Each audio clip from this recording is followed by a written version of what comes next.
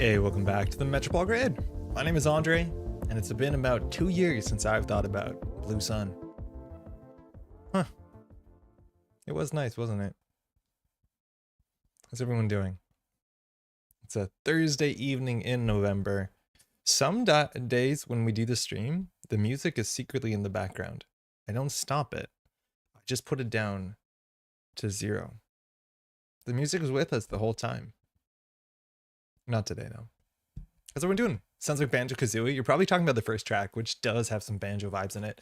That is the track that we used in our the Automata Initiative review. It is the name and the it's called Brasileiro, which is how I found it for that reason. I don't know how accurate that is to the culture, but Jason, how's it going? Nice stream title. Welcome. Yeah, we're gonna play some Buffer Drive today. I was pretty sure that Buffer Drive was going to be in this mulch list from Augustus. It's all the crave right now. It's all the, everyone's kind of buffer chipped out. They're all getting all their free credits all the time. I don't know if Doomrat's list is going to be the deck list of the week next week. There's a chance that Giat is giving him a good running, or giving them, excuse me, Giat's him. So we'll see. We'll try this out, and we are not going to complain about it the whole time. We're going to go an entire stream without complaining about Buffer Drive. Hey, Cror, how's it going? Also, Izzy, hey, stream. Hey, how you doing? How's it been? Blue Sun, big money, big prizes. You Blue Sun. I played a lot of Blue Sun. It was like one of those matchups where you had certain decks where you sat across from that. You're like, dread. Because you know it's going to be all the big, big ice. But you also did like playing it every once in a while because you liked getting that 14 credit curtain wall or whatever. Andre, on God, are you going to play Buffer Drive on stream? Yeah. Anarcho, how's it going? I just edited together the game we played. It was really fun. I don't think you realize because you were on that side of the screen, but Nanako the cat also joined for some of the most important runs of that game. But it's really good. That should be coming up. I'm not sure if it's going to be Saturday or if it's going to be Monday because I'm still not sure if releasing videos on the weekend is like a smart thing to be doing or a bad thing to be doing. It will require someone to do a bit more analysis, but I think it'll probably be Saturday. You've changed? About Buffer Drive or about Blue Sun? If it's Buffer Drive, yeah. But like, we should try it. There's no reason we shouldn't try it. Not going to complain about Buffer Drive. I will believe it when I see it. You see, the thing is, like, we have to define what complain means. What we're going to do is we're going to try it, and then we're going to see how much value we get from it, and then we're going to compare it using a Venn diagram, using efficiency metrics to see how it compares to things like District 99 or Steve Cambridge.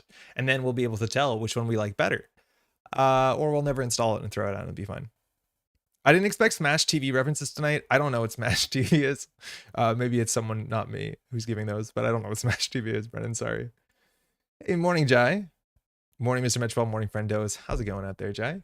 How's your day been? How's Friday looking? Yo, real quick, because I read about this when it comes to... I read the JNet front lobby because, like, I like it sometimes. I like to, like, stick my hand in that grossness. But, is this true? NSG, if you're listening, what happens to the world's VODs? Because like they only live here for about a month and then you need to download them and put them on YouTube. But they're not on YouTube. Did you download them? Because otherwise they're gone. And that's bad. Oh, geez, literally, Andre. Aurora, how's it going? NSG are editing them. Okay, good. Huge to know. They have them. Okay, so they're not gone. They're just not up yet because NSG is probably editing together all the gaps and all that stuff. That's a fair bit of work. World's video should be coming. Fantastic. Very good. Coming off of an awful flu bug. Oh, but better now. Today is gonna suck. That is a really nice way of at least talking about it, Jai. Hopefully you're feeling better real soon. Today is gonna suck. Sorry about that. We're almost there on the weekend. Hopefully you're feeling better, huh? Video game, big money, big prizes. Okay, so look at this. We're gonna be playing some mulch. This is Decklist of the week, mind you. This one looks fun. It has some changes. There's a nice write-up where Augustus talks about like decisions, why certain things were picked out and certain things were swapped. If you're not aware, mulch, I actually really like mulch. These sort of mulch decks, the idea is that for the first couple turns, you want to get everything in your bin. And then kind of like, if I say Hive Mind Max, how many people know what that is? But just like those decks, we have the power of Simulchip to be able to use our heap as if we have another hand. And this version has 3 copies of Simulchip and 3 copies of Labor Rights. So there's a chance that we can have upwards of, hold on, doing the math, like 10 Simulchips to use, which is really powerful because we have like these sort of individual tricks that we can pull out at individual times. Certain nights getting you down, pull out a botulus. We have 3 cookbook, mind you, in the list. So the botuluses come in with 2 power counters, or sorry, virus counters, and we can get through most stuff. That's really cool. At the late game, we can pull down the conduit and just start going. Of course, we also have 3 Knob Kree. There's a lot of cards in this deck that are 3-ofs that in the classic version weren't 3-ofs. Back in the day, they were 12-ofs. Sorry, 2-ofs. I just read an article says 12 is the max, I think. So things like 2 Knob Krees we saw back in the day. We saw 2 cookbooks. This is Yan's original list. So now this might be a bit more consistent as much as there's a bit more bloat. 52 cards is a lot. I think some of the other lists were on like 48 cards. So bigger than 45, but we're still going bigger now. We also have some other 3-ofs like Audrey. And from what I've seen so far, Audrey is not, it's like, it's good. It's really good. The fact that you can flicker this to get in with a Simulchip, so it comes in with a cookbook counter, is really nice. But I'll be honest, in most of my minimum testing when it comes to mulch, I honestly don't use Audrey that much. I use it for the early to mid game, and then I would transition to my actual fixed strength breaker suite with the power of leech, and then I'd be pretty happy with that. This list looked like it's going to lean a bit harder into Audrey, which is fine. I'd argue that not every matchup can you make Audrey work for you. You generally need the imps to be going, and you need to be trashing forward. I guess the acid matchups are a bit more more favorable for that. But then we have one Cleaver, and then we have one Ngolo. And Ngolo is also a breaker that I'm not a big fan of. It's pretty big and clunky. Ideally, again, we get this down with the price or Paladin Puemo, because mind you, I think a lot of these mulch decks and some of the other like Loup decks are actually like eschewing playing the standard economy for like something that's a bit more combo-tastic and require a bit more setup, right? Like we don't have dirty laundries, we don't have raindrops cut stones, we don't have sure gambles, we don't have daily casts, we don't have liberated accounts. Like so much of the money is built into the weird drip engine and of course fermenter. And by the drip engine, I mean like price is really good, but like it's more so 2 Paladin Puemo is what we're gonna get on the table. So it's not as consistent. And like from what I've seen in Netrunner, there's like very frighteningly few decks in which you can't, that are like, we've seen this so often through the history of Netrunner. Let's look at Geist decks, right? And I'm not saying this is exactly the case, but it's something we're going to keep in mind because I think we'll take a shot at building our own version of something like this tonight if we have enough time. That there are so many lists that have their own engines, especially late game engines that are incredibly powerful. So like this is the Geist list, and I love playing Geist, my favorite ID, right? Morning, mulch. Yo, Jennifer, how's it going? So Geist is fantastic. It allows you to trash things to draw, and then you got credits off of it because we used to have this really unique card called Tech Trader that said whenever you do a trash can ability, gain a credit. This card's not unique. It says whenever. And a lot of times people build lists in these sort of Geist lists that didn't run Sure Gamble because they said like once you got your engine up with Tech Trader and all that sort of stuff, you didn't need Sure Gamble anymore. In fact, it was not a good card because everything else you were doing was drawing cards and giving you 3 credits clicklessly. And from my understanding, like most of the time, the more people played these decks, they ended up just putting Sure Gamble back in. I don't know what other Geist lists I can open, but I know from that point on, like generally the Geist lists were like, we realized just playing Sure Gamble is probably a good spot to be. I don't know if this is going to be it. This is older, so it's not going to be it. This is going to be like a weird, with Shiv and Spike. So this is not it. But generally, like a lot of the testing groups came down to the idea that just like putting in the fundamental economy was like worth having a better early game than the slight sacrifice it has for that efficient mid to late game. Because I think the early game of Netrunner is the part of Netrunner that you're most are going to guarantee is going to happen. So I don't know. I'm not a big player who likes to build for that eventuality late game that we're going to absolutely crush through. I'd rather have a strong early game and transition into the combo of the mid game. I don't know what I'm talking about. Obviously, a lot of people put testing into this, but that's like one of the things that we're going to keep in mind when we're testing to make sure, like, see how ugly our early game is and see how, if we don't actually need the Sure Gamble, which is kind of interesting. Thank Geist for keeping no change in game state around. Hey Kyle, how's it going? Mulch. Chip meme win quiz. Oh, should be soon. Win quiz should be soon. I haven't had time to be like I was gonna reach out to Ed, but then I don't want to be like, are we gonna do it tonight? Because like that's not enough time. So I'll reach out to Ed probably tomorrow so we can do it on Tuesday or Thursday. It was too short. I should be better at getting some like runway. To be honest, Audrey, letting you clicklessly steal skin is like 80% of my use cases for it. Yes. And I think that's actually a really big thing. I've seen a lot of people play Audrey Loup decks and Audrey Hoshiko decks over the last couple days on JNet. And I think players like literally spending a click to play steal skin is wrong. Once you have Audrey installed, you shouldn't click to use it. You should just feed the steel skin to the Audrey. You draw one fewer card, but you also generally save a credit and you save a click. And those are generally worth just clicking for a third card and then you actually save a credit. So I would say like 90% of the time, if you have an Audrey down, you shouldn't be playing the price, or sorry, you shouldn't be playing Strike Fund. You shouldn't be playing Steel Skin Scarring. And it's a really powerful card, not only as a breaker, but as a way to just like send value at instant speed. Even like the power to be able to, I'm going to trash with Audrey from hand, Clot. So then Clot's suddenly in the bin, so I can simul chip the Clot. Like they're really cool kickflips that this deck can do. It's just like you don't often see them. And it's just very important to keep that in mind. Did the camera just get darker? What happened? It feels like, nah, maybe not. I miss the trash package so much. I really do. And Az is like, we haven't played Az in a long time, as Az is the closest to Geist, but it's a thing. You're right. You think wrongly about like just putting Sure Gamble and stuff into this, like dirty laundry. I don't know. I like the early game. I like feeling powerful in the early game. I don't like it to be like, just wait until my engine sets up, because it's up to the corp to let that happen. I definitely prefer having raindrops at least. Yeah, I prefer raindrops for sure. And it's called out in this write-up that like this version doesn't have Banhar, so without Banhar, raindrops feels less good. And I'd argue raindrops is still a good card. Like if you want to send it into a server that they're going to res ice, you generally get a really good trade. And cards like raindrops and cards like Bravado to me kind of feel a bit perverse. Like they seem a bit busted because it is the one instance in which the corp generally trades down tempo is when they spend like 4 credits to res a Hagen to end the run on turn 1, and then you gain card draw out of it or money for bravado. Like feels so messed up that those sort of like, doesn't matter if they're successful run cards, are like just an absurd amount of tempo as long as the subroutines don't absolutely mess you up. Yeah, raindrops into MIC last click feels so good. Yeah, like we did raindrops into like just enigmas on the last stream to be like, last click, who cares? This is good enough. It's really good. It's really, really, really good. Hey, Jeff, how's it going? I agree with you. I think early game is super undervalued by this. Yes, I agree. And like, I generally take these sort of lists and try and push them back so that their early game is strong enough. And then by the time, like, I don't like putting cards in my deck to be like, this card's going to be so good on turn 15, because hopefully we win before that. But we'll see. And I think that's a big thing about the buffer drive package is that has a ridiculous combo set up when you're out of your deck. And we're hoping to win by then. We'll see. Your bigger point about needing to get through the early game. Yes. I believe in sad magical girl supremacy. Shiko's seems pretty good. We'll talk about Loup too in a while, but that's the idea with this list. Again, Ngolo is talked about in the write-up as a way because the original deck that this was based on played Revolver, which is really cool. I think Revolver is just a fun card, especially with that many simul chips. It's really, really fun. And it's a nice way to deal with sentries as much as it doesn't last forever. And so Ngolo is our way, which for 5 credits, I don't understand how we install this in the early to mid game unless we get off the price. And even then it's pretty expensive. I don't understand how we pay for this thing. I'll be honest. It's like way too expensive to use this to break anything. Like breaking Magnet for 3 credits.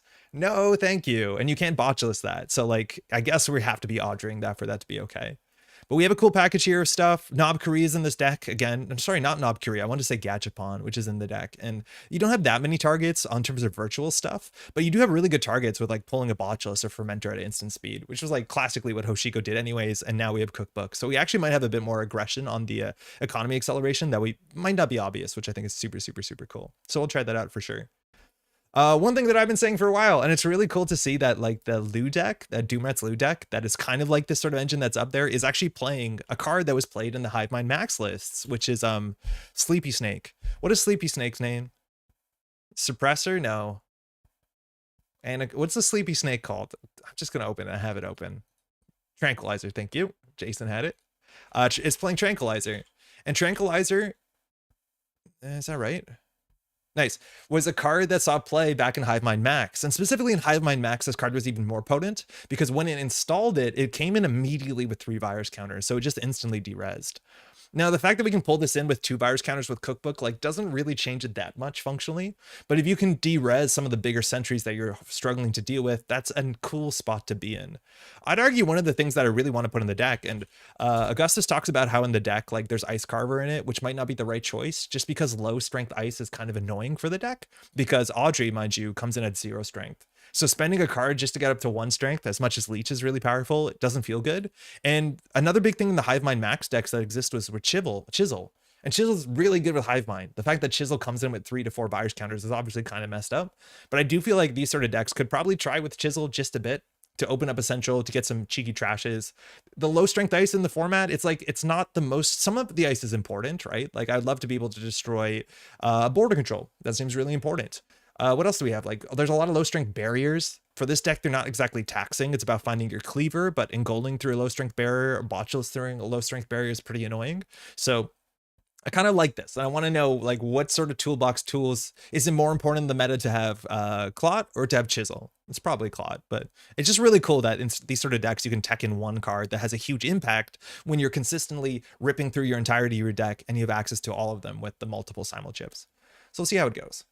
Gamble has a fungibility problem in the original mulch, can't turn into cash reliably. Like an early hedge fund, or sorry, Sure Gamble, or like it's bad off of, because obviously like it's not great with the price.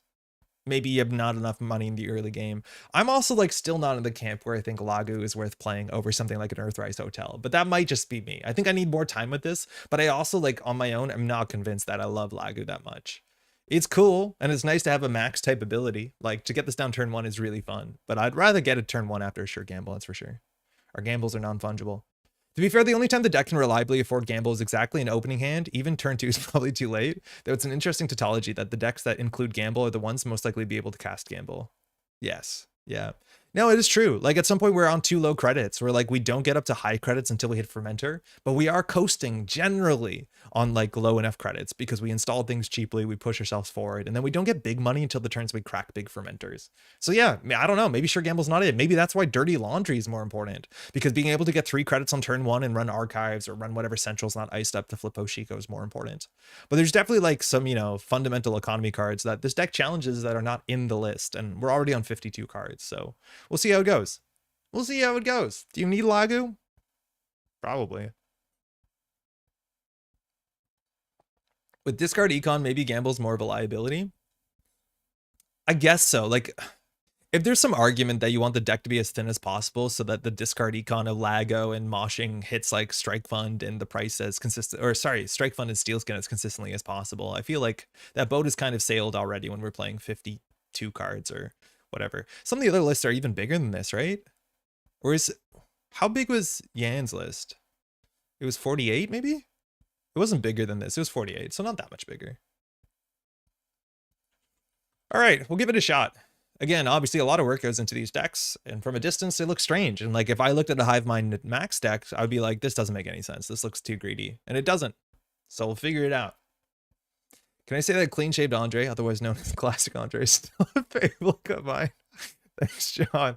This is a classic vanilla Andre, which was introduced in the 90s. Original Andre was not highly sought after. It's a runner deck. What's it called? This one is called Welcome to Your New Overlord Munch. Okay.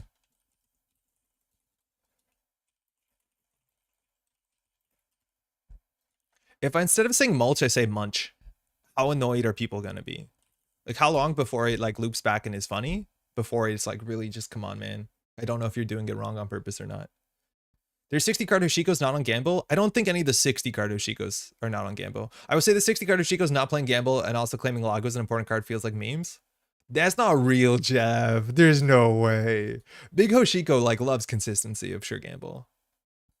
Am I missing something? Oh no. Yeah, I would not play like 60 card Reg Hosh and not play Gamble. We'll find out.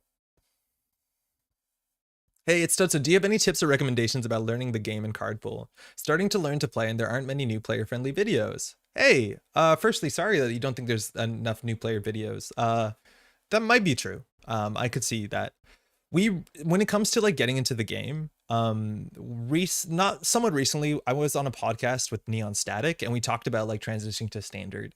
Because the really big thing right now is that I think standard is the format in Netrunner to play, almost regardless of what you're getting into. Unless you're just getting into the game, which like get system gateway, get system update, learn those cards because they're really, really good. But if you want to get involved in organized play, standard has the biggest card pool by a mile. But like by a huge mile on top of that, the majority of the cards that see play in standard, it's a really, really small card pool. As in like the amount of playable cards is very, very small. What I would recommend doing is like fixating on a certain faction you want to learn to play. And then you'll realize whenever you open like a deck list, like say that we're playing, it's easier for corp decks. If you look into something like, I want to learn how to play modern precision design, and like modern PD is really good right now. That's the HB identity from System Gateway that did really well at Worlds. And you go into like search set deck by, okay, we'll do this one as much as this is not the one I was looking at. So if you look at sort of a PD deck, you'll notice that if you're getting into the game, if you go to info and you go to, actions, sort by set, you notice all of these cards are NSG cards. And that's kind of what's a big thing about standard. It's usually, it looks like that. This deck doesn't have Rashida in it. What the heck's going on? I would start there by net decking and realizing that like you only have to proxy like 3 or 4 cards to play standard stuff. It's not the best explanation. There's a podcast on what's it called? Oh, I'm falling apart. On Neon Static, in which we talk about how like each faction is largely, once you go to standard card pool, only introduces like 5 or 6 cards. That's one of the easiest ways to do it, is like just say like, okay, I'm going to play with the 6 HB cards that are worth looking at outside of the null signal card pool. Thanks, you too. All right, we're in uncharted territory. We're playing Earth Station. Not sure what that's going to be about, but we expect there to be a lot of Chrysiums. This opening hand has 2 Steelskins, a 0, and a Paladin. We have no interest in installing an early echelon, so we are okay hitting that with the 0, but ideally we drop these 2 and we hit a Steelskin. Would having a gamble in this hand be better? I would feel a bit better, especially because this deck, once it flips, actually cares about running at the remote server. We're going to keep this for sure. First C, Pog? Yeah, I don't know what Earth Station is doing. I worry a lot of the Earth Station decks are either like trap-based decks or like they're really slow. But we'll see. So now if we want to run the remote server, it costs 6 credits, which like this deck can't afford. That's actually a really fun way to attack this deck, because in most Netrunner competitive Netrunner decks, paying 6 credits on turn 1 is like something you could consider, as much as you're not excited. Hey, 2 byte Ike. Fixate on Shaper, finally bring a Crim to the game night, step 3, oops. Do you mean like tutorial videos or like gameplay videos using only gateway cards? There is probably a dearth of both of them. All right, so we're gonna let that go. We have Paladin. Funny enough, Hannah does not help on the remote server. We already have her Paladin. So here we're just gonna run R&D to get a Hoshiko flip. We're assuming that's a Rashida. That's fine. If it's a 3-2 agenda, I don't know what we're worried about. Extract is a bit strange, but economy options, it's a wall-to-wall. They technically don't have to res it right now because we understand that information while discarding, but that being said, it won't change much. Thank you, that helps. I'll just start doing that. It's not like, that's not the best answer. I'm not proud of that answer. There's a couple older videos that say welcome to standard, but just like understanding, if you grab any standard deck and you have Null Signal Games cards, you're like 90% of the way there. And at all levels of organized play, you're allowed to proxy. There's a lot of like streams and content out there of, you know, that teaches you how to play the game a bit, like that people play decks and explain what they're doing, but, you know, asking questions, stuff like that helps. Get involved in green level clearance as well. And it's Toto, you're on Twitch, so underneath there's a whole bunch of buttons to go to things like green level clearance. I'll check that out. We're just going to send it HQ, raindrops. It's an advanceable ice. I don't know what the heck that would be. I'm assuming it's an Aket on HQ, which is going to be annoying. But we'll just raindrops into it, and if they don't res, we flip. It is an Aket, so that's fine. You get an advancement, and you get a credit. We get 2 cards. Getting Maw is pretty hard. This is generally a defensive deck, and once the Aket is up, we're in a pretty bad spot because we can't destroy Aket. It's really ugly to get through this with Audrey. It's really ugly to get this with Ngolo. This is probably like, I don't know if we ever chisel this down. I got it getting into standard video recently, but I'd say the 7 tips for getting better in Netrunner is a great place to start. Oh yeah, you did pull one out before Worlds. Yeah, that's not a bad spot. Are we trying Mercury tonight? Daijin, I was thinking about it, but I think we're going to spend the whole stream on, what's it called? On like playing different mulch decks because it's kind of a thing. And I think I need to play Buffer Drive. All right, they're on 8 credits. Sorry, I don't know what to do here. The Hannah's pretty bad. I think we just start moshing some cards. Building up some, like, if we, getting the twinning down here is actually pretty good. I don't know if we're going to need our Echelon anytime soon. We definitely don't want this. The pinhole threading is actually really good. I don't know if we want to pinhole the wall to wall. We probably do. Yeah, we probably should pinhole the wall to wall. So let's get some cards out of our hand. All right, we're just going to pinhole the wall to wall. Do the cards bring you joy? Not these cards, so we're going to get rid of them. It's a good point. I've been trying Mercury, it just isn't working. I don't expect Mercury to be better than the other options, but Mercury does seem fun. So unfortunately, we're not getting the twinning down here on this turn. There's just no way to do it. That's okay. We have a long game in front of us, but we can do this and discard our another copy. We didn't hit 0 this turn, I don't think. Spend the whole stream except this game playing different mulch decks. This is a mulch deck. What are you talking about? By the way, since I think you still haven't noticed, you loaded up Maury, not mulch. Holy shit. Yeah, you're right. There's the banner. Oh, we loaded Big Hosh. Do we have Sure Gambles in here? Oh no. Okay, so we just loaded, this is Kira's list. Damn. All right. Here we go. That's not really going to change how we play. We don't have to be as, like, we are going to be just as precious with our resources as we are. We just have to remember we have no simulchip, no labor rates. We also have 60 cards. I don't know how we deal with an Aket.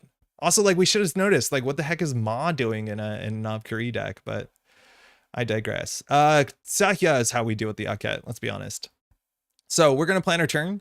We're going to get down twinning. We're going to use the twinning to install a Paladin to install the Fermenter. We're going to get Banhar down.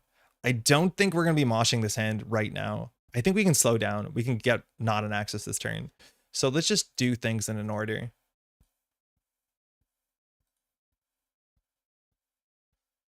We should draw here. We're drawing last. That's obviously scuffed.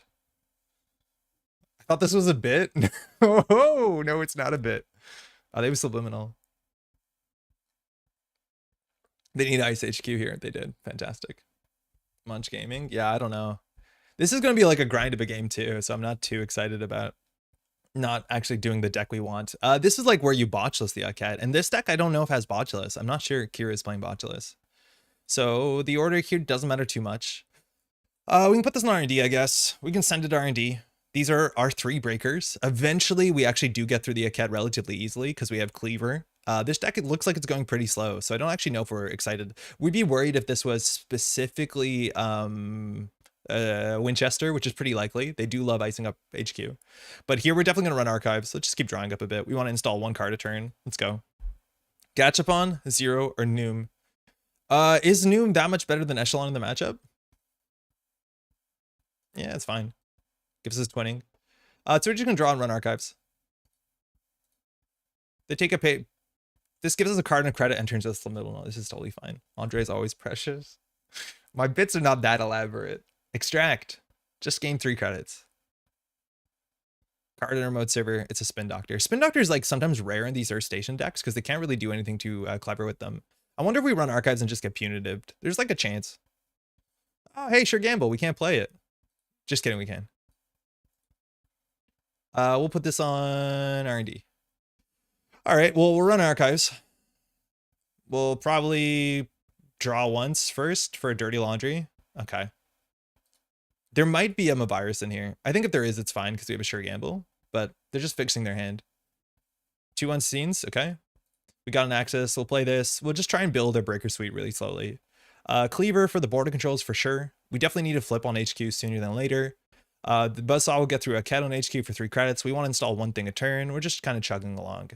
Whatever, we'll get this down. We actually do need a console soon because our MU is kind of scuffed, but next turn clicking for 8 credits or clicking for 10 credits in 2 turns is pretty good. And they can't really push on a remote server without allowing us to take 10 credits next turn. In 2 turns. If they like fast advance out and above the law and trash the twinning, yeah, that's the worst case, I guess. But this like could easily be a Pharaohs. This is, you know, peak Glacier, World's winning Glacier. All right, Mystics here. That's good, as much as we don't have events in hand. We can definitely mosh this hand. So we'll put this on HQ. Again, this is 5 strength, so it costs us a lot to go through. So we're definitely looking for a Takobi, but probably a Turbine here and a console. So we don't need these cards. Maybe they're on SDS too, which could be an issue. I do like Ataka. It's deck like this that make me real glad Hermes exists. I know, yeah. I want a Hermes this. I don't want to let him res this. We don't have Hermes. It'll be fine. Okay. Just keep chugging along. They're not doing anything, so we don't have to do anything. We can draw once more. We can just install. We can flip in and out here. We're not really doing anything. Credit. They purge here. It's totally fine. I was promised the Buffest drive, Andre wine non-buff. I thought we were playing a mulch deck and I messed it up, Renata. I'm so sorry. Like, I want to get off this ride. How are they going to win? Eventually, again, with Takobi, we just have to hold track here. DJ Steve, we're in no rush to get DJ Steve down, and we can't even use Paladin, so eventually, yeah, but not for a couple turns. Zahia on HQ. They have no money. We'll run Archives. This is the deck not doing anything proactive about giving the law. Rongi, what are you saying? The deck is not doing anything proactive. Don't worry about above the law killing 20. Well, if they like Audacity it out or Biotic. Or like Trickle Light, right? Like, who knows what they're up to. Draw. Like, run Archives is correct. Now we just like play a Strike Fund. We could also install a card here. Like, we could just get a Breaker Suite down. Gives us another 20. We're in no rush. Like, here they should purge. It'll be funny when they go create a remote and you just have so much money that you can just pay the 6 to run the remote. Yep. We're worried about border control. Yeah, they just purge, which like is totally fine. Like, we're in no rush. Buy bands. We can run Archives with that. Hopefully we find a console. HU. Let's run Archives. We actually could consider not running Archives. We've got an Axis. So we draw 2. We want to find not those cards. Genuinely not those cards. That's pretty bad. This deck actually on Sadaka, I think it's very yucky. Oh, you think so? Yeah, that's a problem for us. We have no way of dealing with Sadaka. That's going to eat our twinning. Like, this could just be, you know, BTL type Glacier. Ugh. I guess we put this guy down. I don't want to. I think we draw. Again, we just want to find that, but we also need to find a console. In terms of our consoles, we've thrown out 1 Maw, so we have 2 Maws. Whatever, we'll gain the money. Choose a different, not the DJ. I think DJ's fine here. I don't think we need the money from Los. Attitude adjustment for drone deployment, send a message. Yeah, this is like Hyper Glacier. Why Steve? Because eventually we need to run HQ. They might, like, you know, put a Chrism there, but, like, there's nothing else that's amazing. Like, maybe you could do Los. I just think Los is worse. Like, if Steve fires once, it's better than Los. You think we're gonna pay 6 for that? You damn it right we're gonna. Steve is a cutie? I think Fenris is more, maybe not more of a cutie. All right, we'll put this on HQ. You think we drop Hannah? Actually, just when putting away Salmon SDS is so fucked. Talk about red flags. I know, that's exactly the sort of Netrunner I don't like playing, where it's like, I don't have any intention of scoring out for the next 10 turns. It's like, okay. We could drop Hannah. We could run server 3. It's going to cost us 9 credits to trash this. I think we're going to pay 9 credits to trash this. Yeah. They're going to get like an Adudawa somewhere, and we're not going to like it.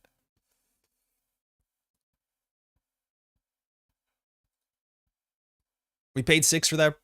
It's fine. Oh, sorry. Oh, I needed to boost with the Taka. I forgot to do that. Or just, we actually can't boost with Taka. Holy shit, wait. Oh, we can. It just costs us 2 credits. So I needed to boost on that run. When does Trickster start to hurt again? Soon. This turn.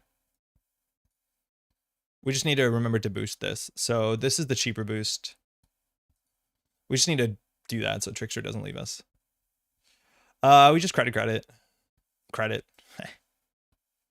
Run archives? It's not worth it. Like, we can just fix that. We gained no information. All right, well, you get that one, I guess. Yeah, that's not fun. Gachapon. What does that get us? Not too much. Paladin Puemo, Banner on HQ. Like, eventually we crack the Fermenter. We're going to let them have that. I think maybe we paid too much to trash it. If we have a Gachapon here, like, the deck doesn't have Botulus. We'd love to have a Botulus here. We can raindrops into HQ. Filters out the cards that aren't Maw. That's a good way of looking at it, actually. We need to install something with Paladin this turn. That's for sure. But yeah, Sadaka's going to be a big issue. How do we install something? Like, do we just, like, flicker cleavers? Like, get another cleaver down? I think we'd rather have Noom, because they're more likely to be on Colossus than anything else. I've been playing with Era twinning setups and Crim to get access in situations kind of awkward. Yeah, it'll get better soon. Yeah, I don't love this. We need the turbine. We can't really afford the 0 hit here.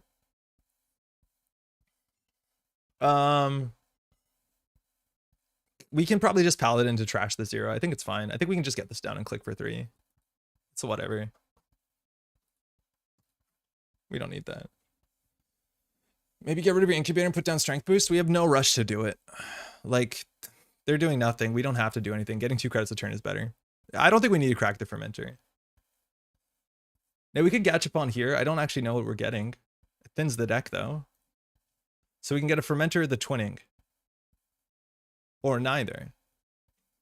If we're going to pop the Gachapon, we should have probably popped that Fermenter, actually. Yeah, that's not right. Shuffle cards back. We'll get the Maw back. Getting a twinning back for safety is good. We'll get a daily cast back. Actually, a Fermenter is probably more money. Okay. Paladin needs to install something. We'll draw once. They're probably relatively flooded. We also want to keep extra breakers because we know they have SDSs for sure. So what are we trashing? This is getting ugly. We're like probably Hannah. It's pretty bad. We're mismanaging this a bit. We definitely need a Maw down. We just need the MU. Pop permit to run archives, install turbine. Yeah, I think that's it.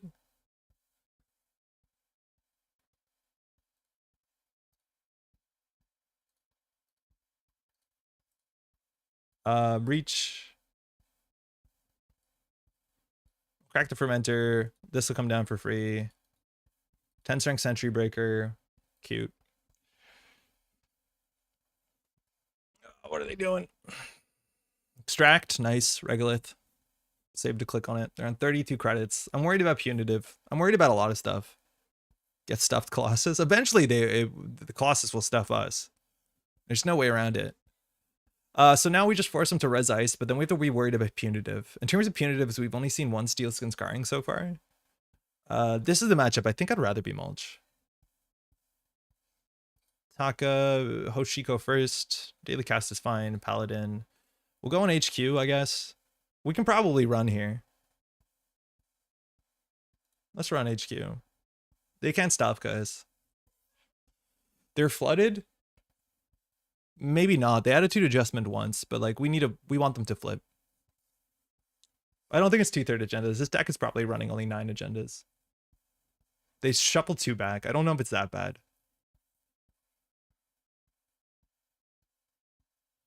Maybe raindrops? Yeah, raindrops is probably fine there. I don't think we're gonna let subroutines fire, but yeah, raindrops is better than a run. There's a Winchester. Oh shit.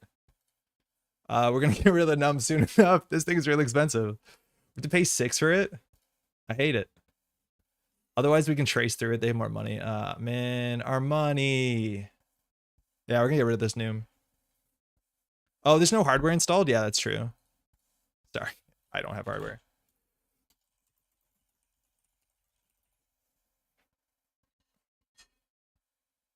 I know. A cat is guaranteed firing? Yeah, a cat will fire for sure. There's no way around it. That's fine. Like, we go through for 1 credit, they get a thing. That's fine. So if we never have more MU, breaking this for 6 instead of 3, like, we definitely should get our echelon down. And here we'll swipe all of HQ. Well, as much as we can. If there's an SDS, we trash the Noom, we go on our way. If we steal 6, though, we might be weak to punitive.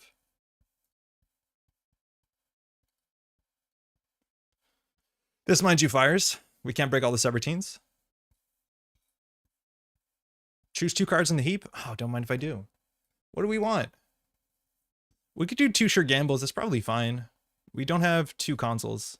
Could do 2 steel skins. Actually would have been smarter. Above the law. That's good. Tree line. Biovault. Oh, so this is basically just like Sokka's list, but in Earth Station. Okay. That's cool. Well, we've done our thing.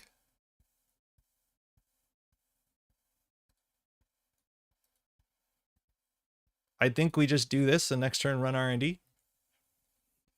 First one should have been Banhard. I don't want to Banhard this because I'm worried about SDS, and if we lose our programs, we don't have our programs.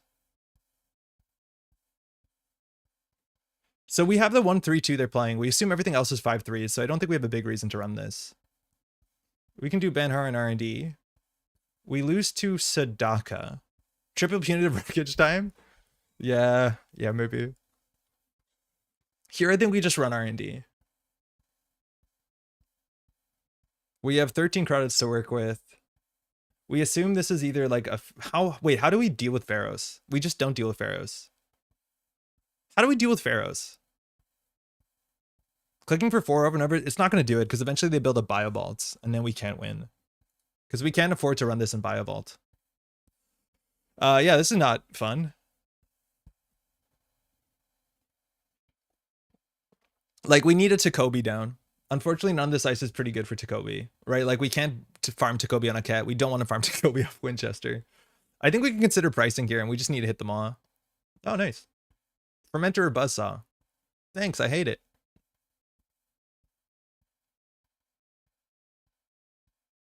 I think it's still right to do it, and we just trash the Noom. What else do we hit? I think we do get rid of this. I'm just hoping they're not in Colossus. Okay. Well, this is probably like a wall-to-wall. We can draw up once here, I guess. I think we play that. I don't know if we keep it. I do think we maybe do keep it for raindrops. So we'll just put a Gachapon down. It's just thinning our deck and forcing us to install things we don't want to install. I think we can consider discarding it. Click 2 is probably fine. I don't want to play it. You know, games like this make me miss E-Strike. Yeah. Games like this make me wish Turning Wheel, but like that's why we have the twinning, right? You can always Steve back at twinning if you get DACA'd. Yeah, that's true. And we have a second one though. Like we kept one in our deck. Yeah, it is a wall-to-wall. Subliminal. Third ice, like their proactive strategy is wait for us to get bored, which they're winning. They're definitely winning. Taka, Paladin, Banhar on R&D. So what's Pharaoh's call? 2 Maw on the bottom 10? Classic big deck problems. Yeah, we got one early. I don't think we would have played the early game that different being on Mulch or being on this. So we have to run this turn. I think we just run Archives, click 4. They are going to flood up eventually with wall to wall if they keep driving up. Oh, sorry.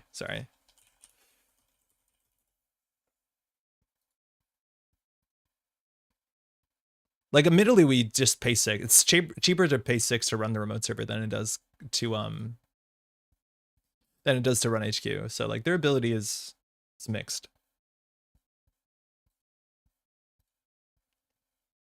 Was having very exciting Earth Station jank. Man, why do people love advanceable traps on Earth Station so much?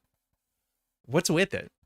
Why do people see one server only and they're like, Urtica Cypher, let's go? I just don't understand what synergy is there, but it's like happens all the time.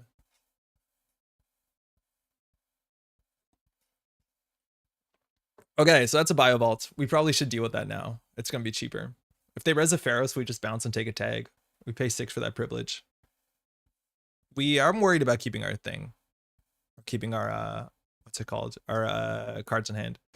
Chico for a card, give me a Maw, thank you. Paladin. Banhar. Server 4, I guess. Actually, maybe not. My jank butt is going for false flag. Yeah, it's better. I like that a lot more. So if we bounce out the wall to wall, do they trash a turn? Yeah. So the problem is like Pharaohs is still 11 credits. I think we just take the damage. I guess we have to install one of these first. And just like hope that we win before SDS matters. I don't know. I don't like Pharaohs. Like, I don't understand why people want really, really big ice in Netrunner. It just makes the game less fun. Oh, it's just an Aket. Okay, sick. That's way better for us. So unfortunately, we're going to take 1 damage here. We probably should have not put Banhar there. You Banhar through Pharaohs? I think we do, but like that's not long-term sustainable. Use wheels? Oh, man, yeah. I need to use wheels here. Yeah, but we might have bounced off it, but I can't fix that. That's too much. We could have used wheels. We could have used raindrops. There's a lot of things we could have done better. This is Bio Vault. We trashed that for 2. This is a wall-to-wall. I don't think we trashed the wall-to-wall. Like, clearly they don't have anything that's infinite scaling. I think we'd rather have the Maw here. Yeah. Yeah, get the Maw triggers. It seems better. The Bio Vault we can't let them have. I think we just click for a credit here. Like, this is... Maybe we could consider running Archives. Yeah, we could consider wheels there. Yo, Jessica, how's it going? It's because Earth Station and Erd is that simple. They're under the section when you build decks on Netrunner DB. Compelling Netrunner, I'm so sorry. I just don't like walking away. Okay, so could be a Bio Vault, could be an SDS. We probably pay 6 and check it. If it's an NGO front, it's an NGO front. But 2 Bio Vaults are out. We've seen no NGO fronts. The deck is probably on NGO fronts, so like that makes this call even harder. We'll put this on HQ. Oh, there's a Takobi. Sick. Unfortunately, we can't farm Takobi on Aket.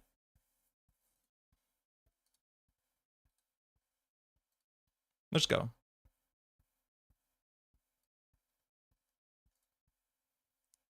Hey, Pat. Imagine this is a false flag.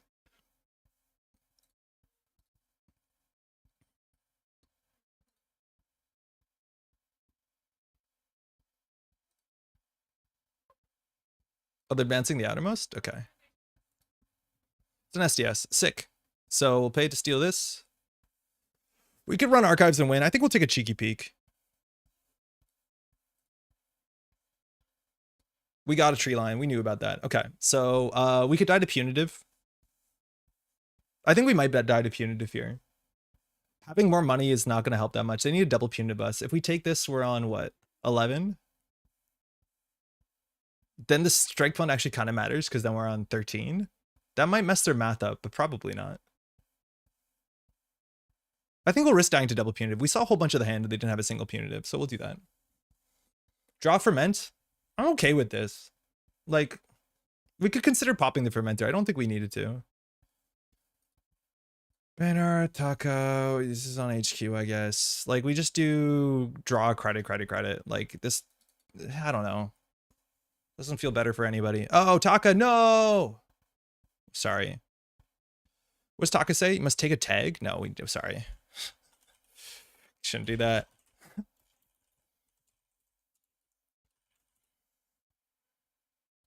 We'll run Archives. If we access, we lose money. Oh, we lost our cleaver. We have no good way to boost. Sorry, Taka, that sucks.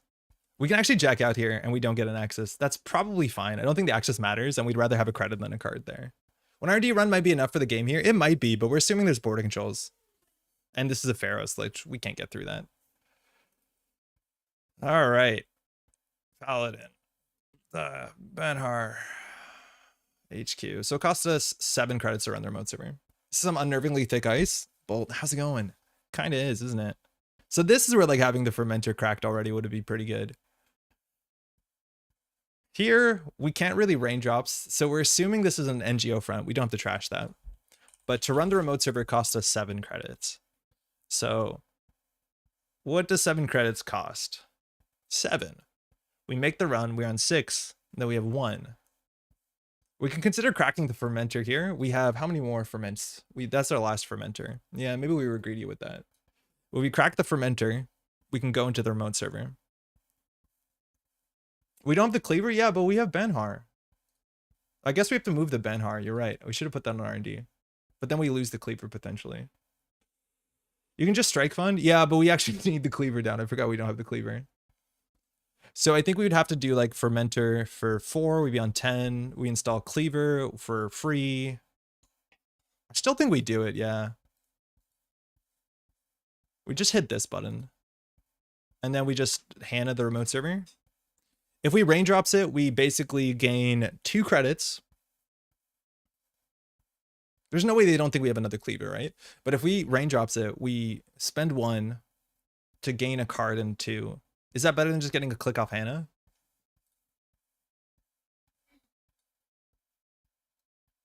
Maybe.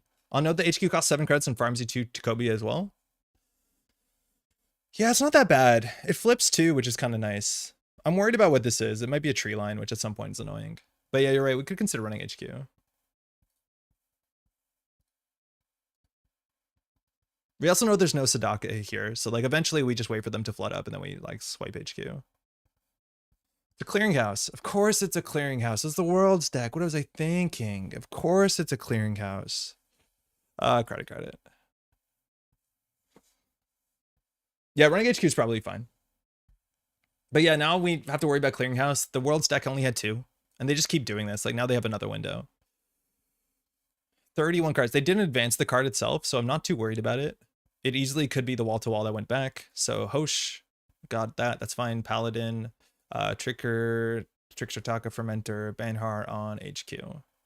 So they advanced that out of their pocket. This is such a grind. What is Thinker? Like this matchup? It's not fun. I think we just click 4 here. Yeah, it's a wall-to-wall. It's back. It's okay. That means they're drawing 2 cards a turn, which like, it's interesting. They also advanced this, which means we know guaranteed it's not a border control. They purged our fermenter. That's fine. Banhar, we'll put it on HQ. So here we just run archives, click for 3 credits. Can you make a run on HQ? We will eventually. I don't think we have to now. We're going to wait for a couple turns for them to draw into wall-to-wall. Like, we can always just contest the remote server by having cards in hand and 6 credits. We'll be fine. Games like this make me hate my fellow player myself. Yeah, no, it's like games like this where, like, I really don't love the design of cards like this. Like, dirtling up and advancing your ice should not be rewarded. Like, NSG is so good at making the game more interesting that, like, sitting back and doing nothing, like, advancing this is meant to be a cost. But then, like, it just, this would be fine if the cost of holding agendas in hand was, like, felt like it was a problem. Games like this would make me want to play Fab. Sorry, wrong space. That's all good. There's no way they don't have 2 agendas. They probably do have agendas in HQ. They probably do. Cool. R&D is probably instant win here. It's probably not because it's border control into Pharaohs. Now there's a border control in HQ. That's a problem. Like we just can't get through a Pharaohs. There's just no way for us to get through Pharaohs. Like they're going to deck out sooner than anything. Like I think if we click for 4, like they eventually will deck out. Benhar. We have another pinhole and 5 cards, right? I think we do. I think we have another pinhole. All right, Paladin can go. Trickster Taka we probably need. So I think we run archives and jack out. Yeah.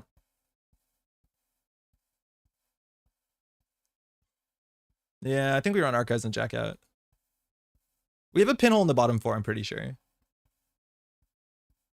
I just don't think we have to do anything here.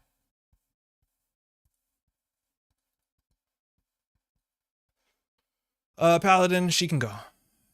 We don't need anything else. We're not gonna install much more. Guessing there's surveyors in this deck. Oh, there might be, Pat. That's a interesting idea. We know that there's none on server 4 because they're not advanced. But yeah, surveyor is like fine. If the outermost tier is surveyor, we just like, oh, they advanced this too. Like that means again, we know it's not border control. Like that's kind of a really big thing. Oh, it's not. It's a piece of ice. It doesn't have to be advanceable ice. It could be border control. Excuse me. So that could be not the winning agenda. So I don't think we care about that. It could be a bio vault. With the archives open, we don't mind for bio vaults that much. They have 6 cards left in R&D. Could be a spin doctor. Banhar server 4. Like we just click for 3 credits, run archives. I don't think we do anything. Can't install anything? We don't need to. Like there's nothing left worth installing.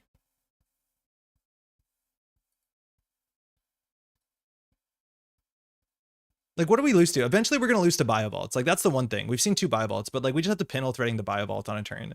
So, bio vault is in the last 4. We can always mosh to it if we really want to, but like, we don't have to do anything here. Like, in a tournament, we're on 4 points, on 5 points, right? Like, if time is coming up, and we've unfortunately been playing this one for a while, like, they have to do something. Okay, so we have to consider running this. Or pinhole the clearinghouse doesn't matter. Yeah, if it's an SDS, like, we're a bit upset about it because eventually we don't have breakers. So here we put Banhar on server 4. Okay. So here, if it is a border control, we have to run this twice. If I don't know this list because we're not... Oh, we have 2 pinholes out. Shit, we don't have a pinhole anymore. That's a mistake. Now we know that it's either a clearinghouse, which we can't pinhole because we've already gone through 2 pinholes, or we have to run this. Either that, or now we can just run HQ and try and swipe from HQ. I think it's more like we just run HQ. This does not deserve a concession. No, I think we can win this. We don't concede this. So if it's a clearinghouse, we're fine. If we run HQ, we can see 4 cards. We're also potentially fine. If it's a Sadaka, which the list is probably on a Sadaka, it's annoying. But I think here we do run HQ. We put Steve on server 4 for some reason. That's on us. HQ gets you a pinhole? Yeah, that's true. That's true. It also gets a flip, though. Mesney, cool. We break it for functionally 4 credits. It's annoying.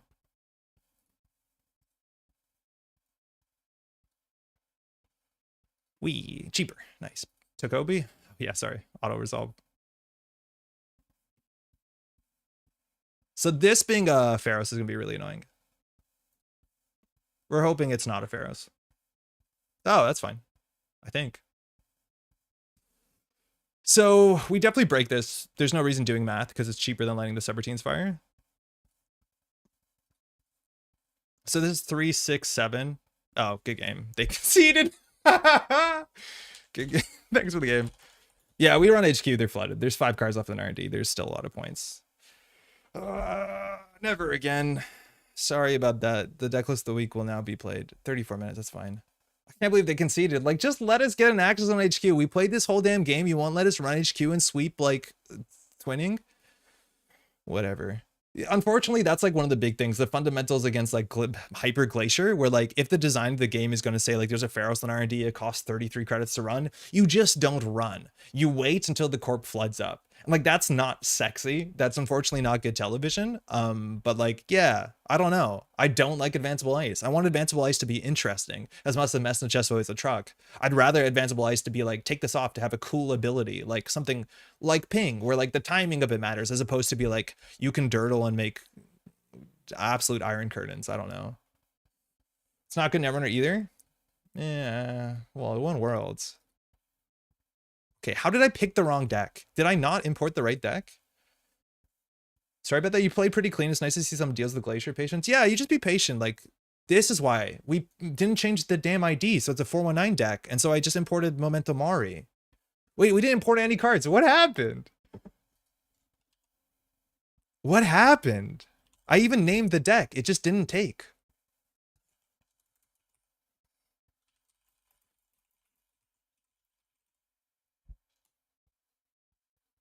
Something.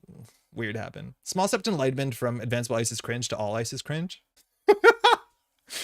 Not all ice is cringe. I like a lot of ice. Earth Station players always seem surprised when you play the 6 instead of running HQ. I know. And that's the thing with Earth Station. Like, inherently, it's giving you a choice. Do you want to run HQ or do you want to pay 6 credits? I'm like, paying 6 credits, we spend a lot of money for that. But, like, it's a line. You can do it. There was Earth Station, the flip ID from Ashes.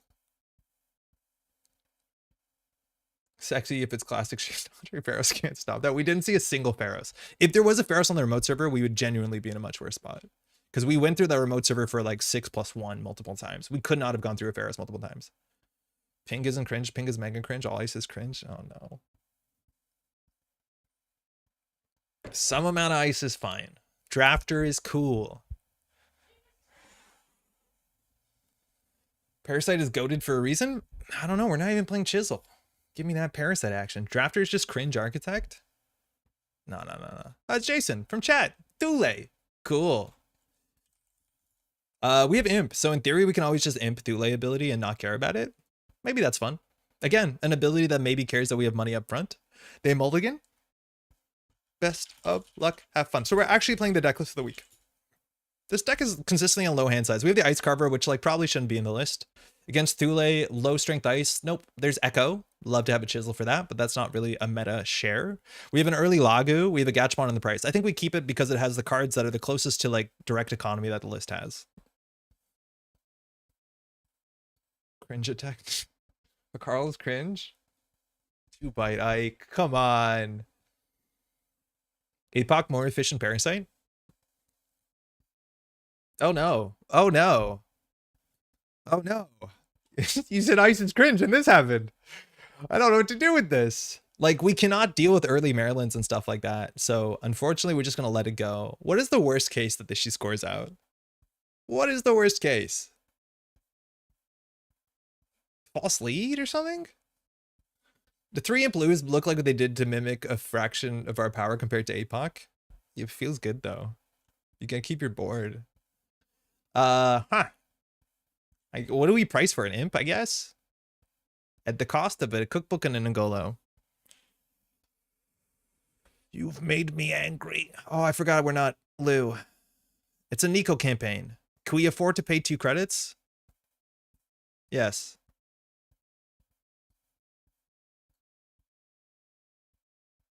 Get out of here with your money. Gaslight, what are you doing? You're trying to hurt us. All right, so we don't know what that is. I don't want to check last click because we could take core damage. I'm just going to put a Gachapon down. Hopefully we find economy. Seamless advanced salvo testing. Oh, it's Nico. Okay. Yeah, seamless advanced salvo testing would be sick. But this is strange. Like, this seems like it's full assets. Here comes a ride suppression. Yeah, maybe.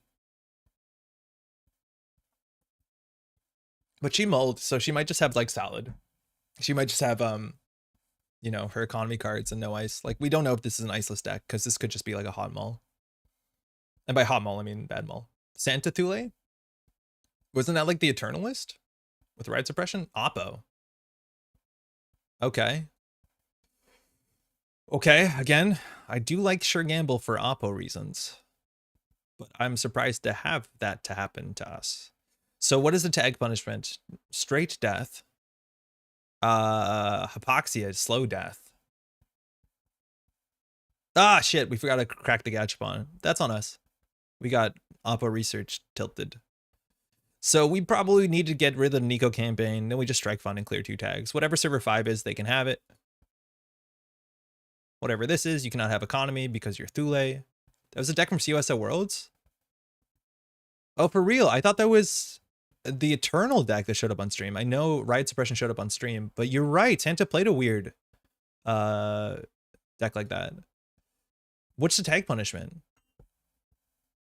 I think you're right. So I think we unfortunately play Strike Fund and remove 2 tags.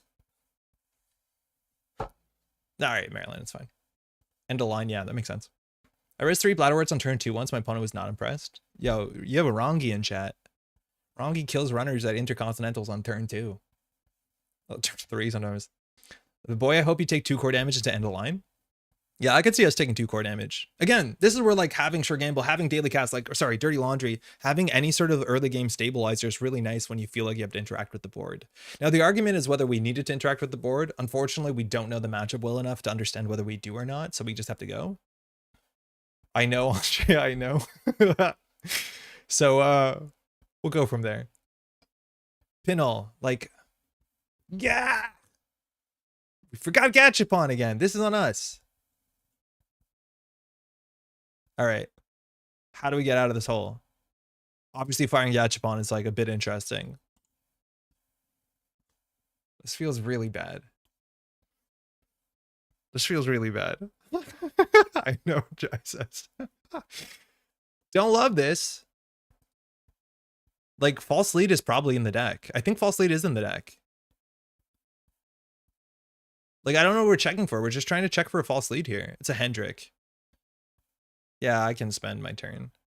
We only have 1 click left. It's a Hendrik, so we either spend... They have to spend 2 credits. They didn't. So we can trash Hendrik or we can leave Hendrik. I think we have this sort of economy in which we have to consider leaving Hendrik. Now, running server 6, if we take a core damage, I think it's not the worst. But they're getting money now. Like, this is the, you know... This is what I don't understand. Is like we... Obviously, like, firing the Gachapon 2 turns ago might have been important because we could have got it from Enter, but, like, early game is so important. Whenever I play Asses Man, I see a Miss Bones and they spam and I have 20 credits. Miss Bones is pretty good. The problem with a Hendrik is now they can put stuff on top of it. The thing is, like, we know where the Hendrik is, so if ever it's an agenda to Hendrik, we just have to do the agenda first, but then we're incentivized to run, like, 3rd click, unfortunately. This feels like a good matchup for getting Lagu down early. Yeah, probably they're going to be jamming a lot. But I did it again. This is why, Augustus, you don't add cash onto the deck. Okay, we have a strike fund. I'd rather take core damage for that to be good. Imagine the Lagu hit the strike fund there. That would be like a free Lagu. I don't like this at all. We need to contest Spin Doctor sooner than later. I think we're just going to ignore the board and try and set up, okay? We're just going to say the board doesn't exist. It can't hurt us. We're going to click for credits. We're going to for sure Gachapon next turn. If they score at a false lead, it's bad. It appears you have Mulch Brain. Yeah, tell me about it. And we left the Hendrik so they get a free Rashida. Now they have 11 credits. I think if we were Loup, this would be much better for us. But of course. Gachaponed. Shame concede time. Insert brain to wood chipper. You understand the deck. I've played Mulch before. I like it. I don't need to wood chip my brain. Yes. Great. How busted would, what's it called, Lagu be if you could draw the 2 cards and choose which one to trash? It would be absurdly busted. Audrey, Cookbook, Gachapon, Hush, Moshing.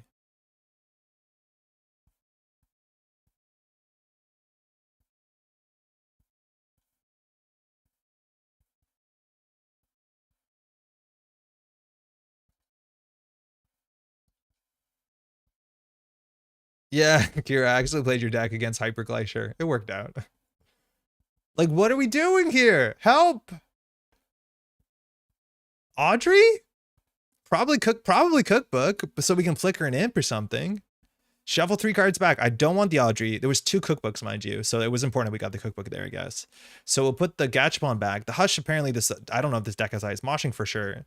I guess the Hush. Cookman to Conduit in a turn or 2. Yeah, but then we core damage ourselves to death. Like, clearly they're trying to hurt us. Like, they probably have Snare. There's no ice? I know, but it's the best value. There's a classic YouTube thumbnail. Now we have to check the table. I do think if they have an agenda, though, it would be here. Funny enough, Pinhole threading, but like, this is going to be Nico's and Maryland's. Thule actual deck name? Rashida, I guess. We're going to get Oppo'd. Server 10. Trashing all this without contesting the Spin Doctor is so bad, but like, we just don't have money. I think we can take 1 core damage running server 7. I'm not gonna. Whatever. I don't feel like we're playing much Netrunner here. You don't have to put the counter in the conduit. See a known amount. Then why play the conduit? I don't even know with the Spin Doctor, but I love the conduit. Here, if they get a false lead, like the game starts to get messed up. I wonder how they get to threat 3. Malia? That's fine. That's totally fine. If we trade a Lagu to not deal with a Hendrik Malia. Fantastic. That's great for us, I think. If only there was some news to do instead of playing Netrunner. Jeff, is it doing AMT or something? Like, I don't know. Maybe. We have other tabs open. Greasing the palm. Sick. So much mulching happening. MCA austerity. Sick. So we have to trash that. We did not get punished the turn prior from an oppo. This could be a gaslight though. There's fun news. Checked icebreaker for what? For this page? Yeah, we'll deal with that. Let's talk about NFTs. Oh, I wouldn't go that far. So this is probably an agenda.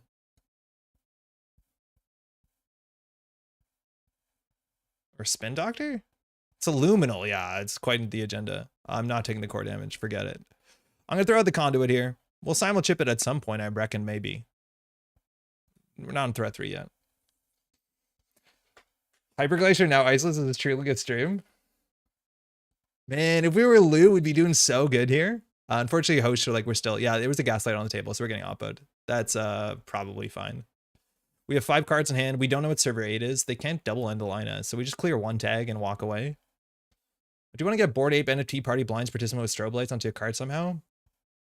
I think it's really easy to dunk on people that like are Bored Ape people, but like that sucks. Like what happened absolutely sucks. As much as like unfortunately that's the one group we would rag on.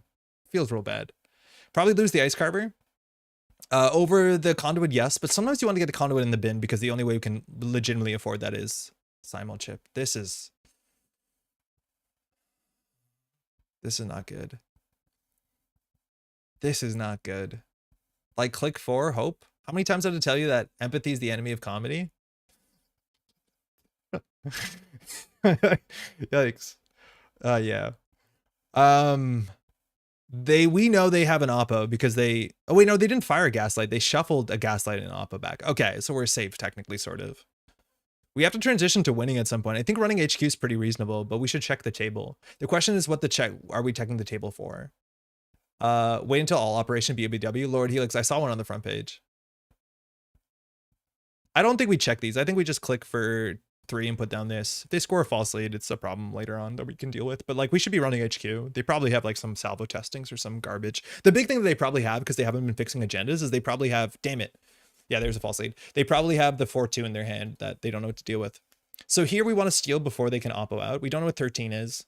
Do you mind? I'm not letting this happen again.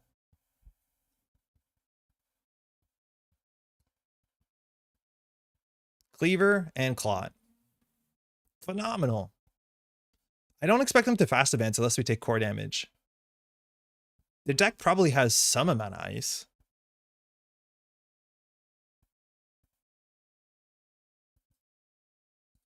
Thanks. Shuffle 3 more. We'll do moshing, steel skin. Done. We're going to go HQ. When NFTs be more shaper, criminal. Greasing the palm. Run R&D. We're just going to start flailing now and try and close the game off. False lead. Okay, now we're on oppo 3. That's not good. So they're going to oppo us. They have the money to spare. So we have to figure out how to clear 4 tags next turn with a false lead. We can't. Should we have stolen that agenda there? Probably not. Can we take core damage now? Yeah, we have to win. I think running HQ is better. Yeah, but we've now lost the game. They'll just oppo us. We just don't have money. There's probably some laser pointer joke. Yikes. Oh, we also shouldn't have run R&D because it was a shuffle. So whatever they saw at the top, they weren't drawing. Yeah, it was really wrong to run R&D there. We should have ran HQ twice. They definitely have agendas in hand. But they're going to oppo us. So now we have to make sure there's no gaslight on the table. Do we know anything about these servers? 8. No. Server 13. No, we know nothing about them. Yeah, we're cooked. You're winning in more agenda points, so logically you're winning. They actually might not have the oppo. That'd be nice. They're greasing the palm. Let's see if it's a spin doctor. It's a spin doctor.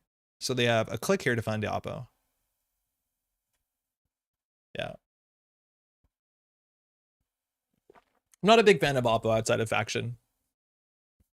Just feels like, you know, there's a difference between open decklist runner, like open decklist Netrunner and closed decklist Netrunner, and like just put Oppo in anything and it's probably okay. I wonder what the influence is though. Like if they're playing 2 end lines, maybe they're only on 1. But if they're not on Mindscaping, do we get Oppo'd here? Oh, we don't get Oppo'd. That's probably Henrik. Mr. Henrik on HQ, that's fine. We have a Knob Kari. That actually is worth getting down. Yeah, we didn't get Oppo this turn. I think we do get the Knob Kari down. That is the one card that we needed by a mile. See you without a mustache is strange. Hey, Duke Dice. How's it going? I was born without a mustache. I know you weren't there. So now we just imp any agenda. Unfortunately, we will get Oppo'd.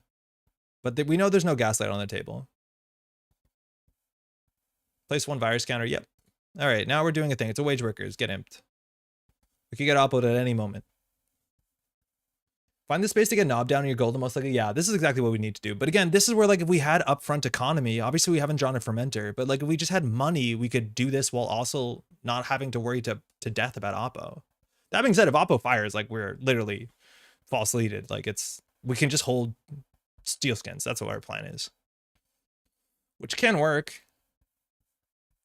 They hypoxias us. That's a bit interesting.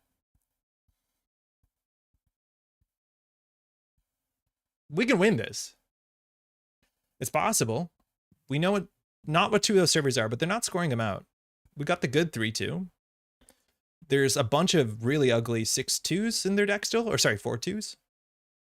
All right.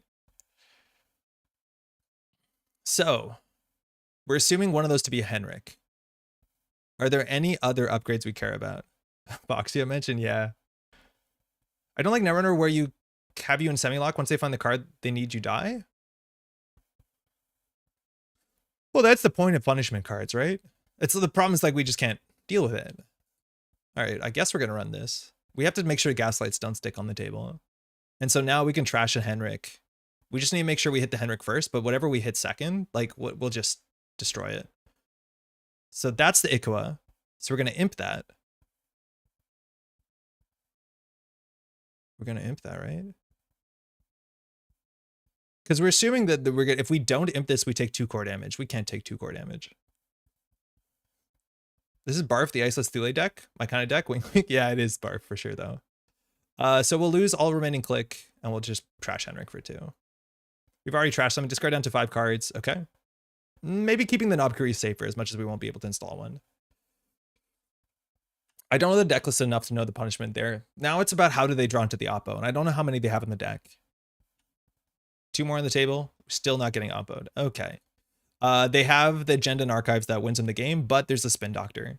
So I think we're going to start by just click for credit. Price is like probably fine.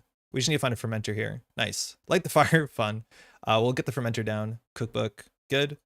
We might hit him a virus at some point. So then we want to run and contest something. And then we can always, like, the problem is with false lead, we're still going to float some tags.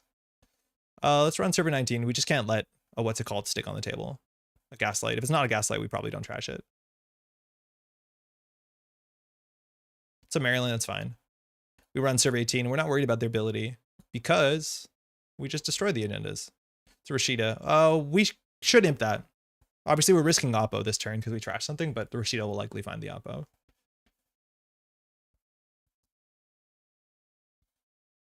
Cool. So at some point with 2 credits, we should contest the Spin Doctor before we start imping more stuff because they'll put the 5-3 back into R&D. Here we actually could consider getting down like a Knob Kari and trying to close. It's not a Knob Kari, a conduit and closing the game, but we just need a simul chip.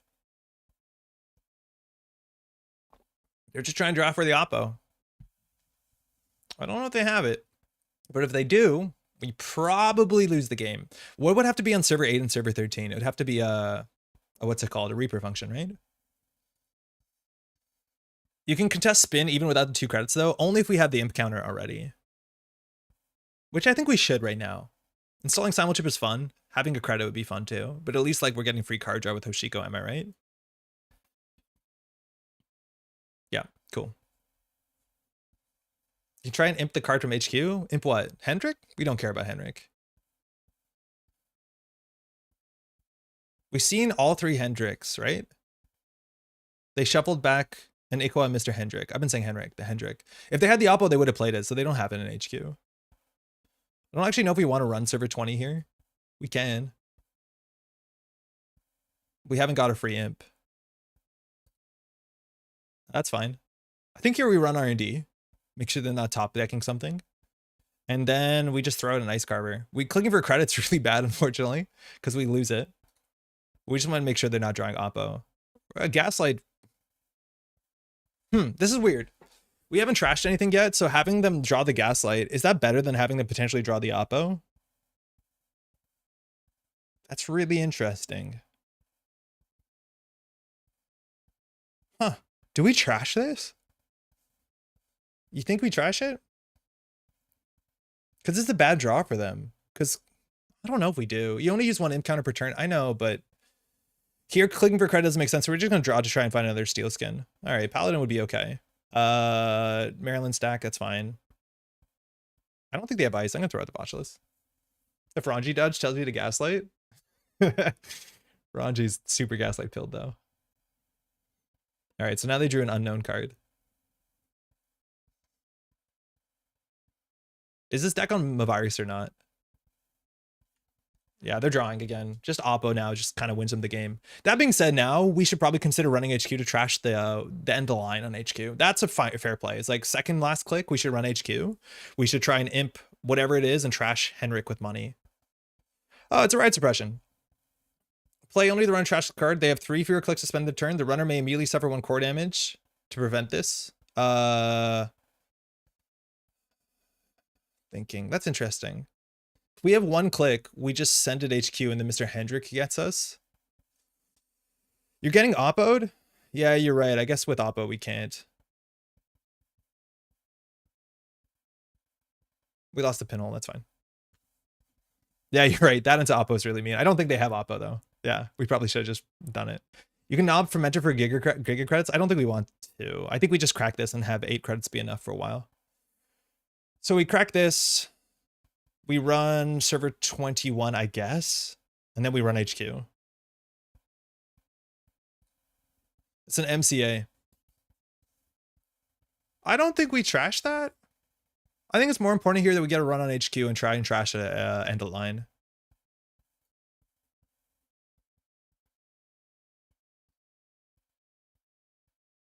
It's a distributed tracing. I know. And it's a Mr. Hendrick, of course. We'll lose all remaining clicks, and we've already trashed the card, so we'll get rid of Hendrick. MCA is annoying. Oh, discard into 4. This actually makes us... It's not great, but it's fine.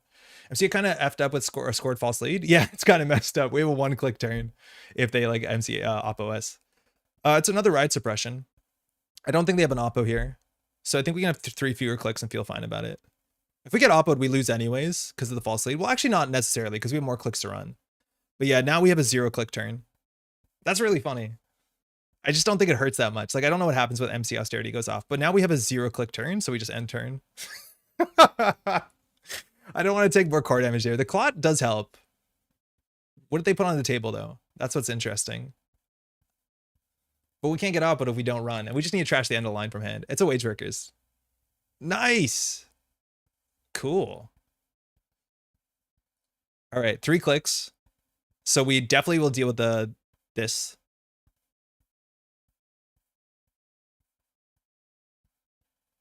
We could check server 8, actually. We know there's no more traps, right?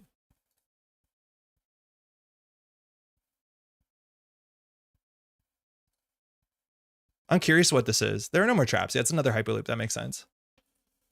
All right, not a good tempo trade. But we're technically on game point now with Ikua. With the Wage Workers, we don't want to let them score that out on tempo. We could get Oppo'd here, but we would be able to get Oppo'd anyways.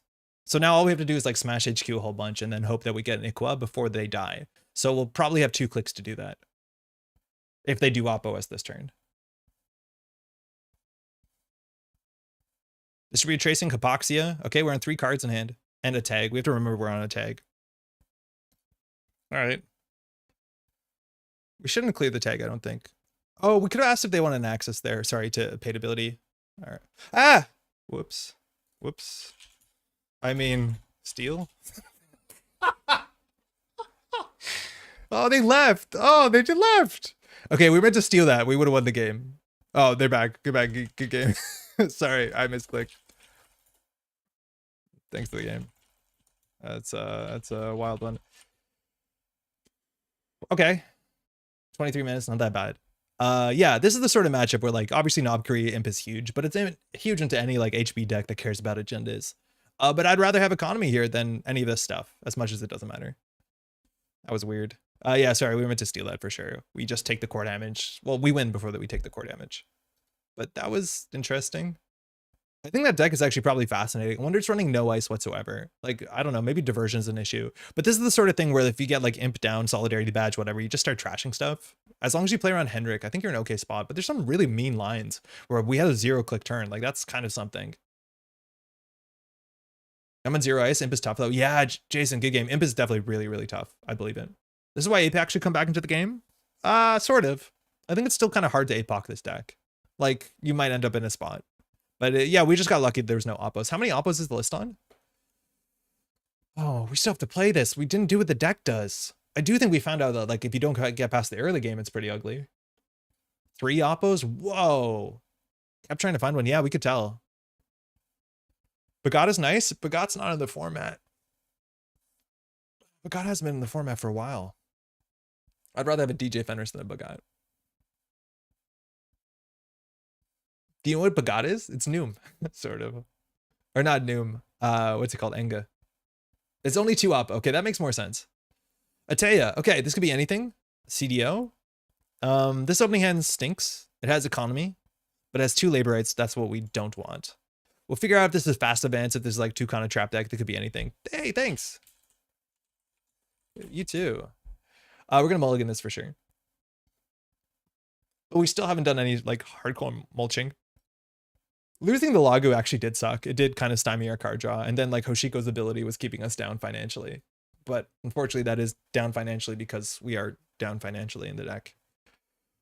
Okay, this opening hand, is it better? It has a Paladin. That's the only better thing about it. Again, like I don't understand how we play Ngolo in the early game if we don't have Sure Gamble. I think largely it's we have to discard it and then simul chip it in cheaper later in the game. So if we draw a moshing, we can just kind of send most of this hand. But it's hard to tell what Atea is going to be doing because Atea could be doing a lot of different things. And some of them could be pretty quick.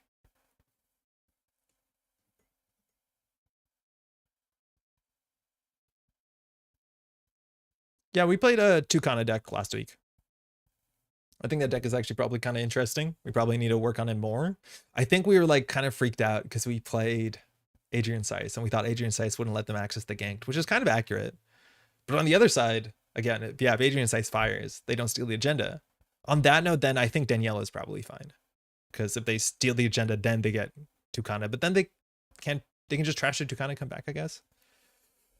All right, 9 credits mean they can res anything. This being a Rashida or seamless launch into a 4-2 is the worst case. Server 2 could be anything as well. We don't have the money to interact with this. We want to poke Essential for sure. They mold, so HQ run is kind of reasonable here. And we can find out maybe a bit about the deck, but this hand is not great. We can draw once. The problem is, again, we don't have Dirty Laundry anyway to make a good on-tempo run here. That's like the closest to it, but I feel like we're going to be down in the hole again, where we do Imp run HQ. The best case is like we hit a Seamless, and like that turns off potentially a huge play here. Having recently binge-watched your channel again, I have to say you still have the baby face. I mean, in the nicest possible way, BD. Thank you. Oh, that's a good Imp. How's it going? Hopefully you're doing well. Netrunner's in a good time if you've been binge-watching. I think you know that. I thought that deck was meant to be down in the hole. Yeah. They didn't res a Rashida or anything, so that's kind of nice. I wonder if it's just a Regolith. It's really hard to get a read on what this is because like I don't feel like we have a lot of pattern recognition on what Atea should be doing in a remote server.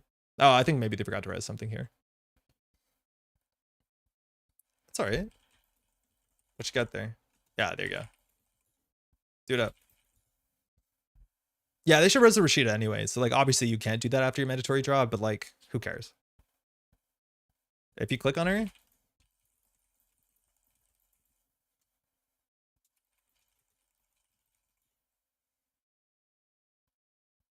All right, manual Rashida, 12 credits, Tattoo Bola down. We're going to get a card and a credit from this. Beans. Your way works. We'll see how we push ourselves forward from here. It's like kind of cool, right? Like the mulch decks, the matchup they have into like some of like, I think Outfit's actually a really good matchup, but like the matchups they have into some of the big Glacier decks is like not the worst for as weird as the economy is. And largely, obviously, that's like Cookbook Botchless, stuff like that. Now here, because we don't have a Knob Curry down, the imp will last for a while. But understanding like how they have to respect this, because as soon as they get ice on central servers, like it's a while before we can afford to face check. Just because Sai Santana is potentially game winning and Nancy is a problem, Vampire Nasa is a problem. Like we probably are going to get locked out for a bit. I don't like that. I don't like how hard it is for us to contest these 2 ice on turn 2. Let's see if they get an Atea here. No Atea. R&D might be open. I guess that gives us an avenue of attack. We can always like recycle the imp if we want to, just to get more damage if like central servers remain to be open. And server 2, I'm not sure what it is. If it's a Spin Doctor, I don't think it would be rezzed by now. If it's a virus, it's a bit expensive to deal with the imp. But maybe you do on turn 1. You don't do it here. If it was an Adrian, it probably would have slid in. It's an NGO front. So the second advancement on the NGO front is a click for 2 credits. That's like not that good for them. Like I don't think we spend a click to contest that, considering we have more work to do. So we'll let that slide. Again, whatever this could be, we've seen Tattoo Bolo, which is no surprise, but I think we're just going to run R&D here. If we hit a snare like we hit the Steel Skins, it's fine. We can lose most of this hand. Letting Hoshiko flip back seems better in the long term. I think it does seem better in the long term, but then like what's our turn? Like draw, discard? Like I don't want Hoshiko's ability to be online this round, right? Like I don't want to lose a credit to get a card, but then like what are we doing? We're drawing, we're playing a Simulchip, maybe we're clicking for 2 credits, right? Like, it's really rough. This is a really hard hand to get out of. Like, we probably draw again, click for a credit, and I don't think we price yet. Conduit, peep, into R&D. I don't think we want to do that soon. Like, if we trade all our money to Conduit, like, yeah, we have no chance of contesting the server. They just put 1 ice and we're out of the game. So I think we just do credit. We can consider putting down the Simulchip. It doesn't give us that many options, but it means we can discard the Angolo, and like in theory, they have to be scared of us. And then ideally we get down the price next turn with Paladin. Let's just install this for free. I get to join live stream. What is the return to clean shaven face thing? Some kind of penance for playing Hoshiko? Hoshiko's not that bad. No, I shaved at the end of November. Sorry, at the end of October. And then I shaved down again today. It's fine. It's easier. I don't have to worry about it. You got to see my smooth face. Ooh. I wasn't expecting that to be a Spin Doctor. Shave is fine. Don't listen to the haters. Thank you. No, I don't mind. I think it's funny. There's some comments where people are trying to be like, I think really nice, but then they say something like, oh man, you've made a huge mistake, as meant to like, that's meant to be a compliment to before, but like, I don't know. It's funny. It's just like, that's a wild take sometimes. No stub November. There you go. She goes absolutely that bad, Andre. Delenda est. No, it's fine. Spin getting used. Shuffling back Tattoo and Rashida again. Drew Unknown at the top of the deck. It's the opposite of no shave November. It's all shave November. Can't stop us. We're shaving all the time. I don't know. The thing is, like, I do not know. And I wonder if there needs to be like, you know, actual training. Like once the mustache got long enough, like you clearly have to maintain it to some sort of caliber. Otherwise you end up looking like a yak. And I didn't know what that was. Maybe I should go out to somebody, a professional, and be like, hey, can you train me? What do I need to know? It's like if someone hands you a black belt, right? You can't just take it. It's irresponsible. Anyways, I'm a bearded man who feels uncomfortable being reminded that clean shaving is a thing. Yeah, it's fine. It's easier. For what it's worth, it is kind of easier. I'm less worried about it. All right, we could consider getting a Knob Curry down here and just sending an R&D. I feel like that's too expensive. Let's go price and find a fermenter. Lagu. It's free. All right, I think we're gonna run R&D to get the flip. We're gonna imp. If it's a snare, we hit a Steel Skin. It's a Spin Doctor. You will leave.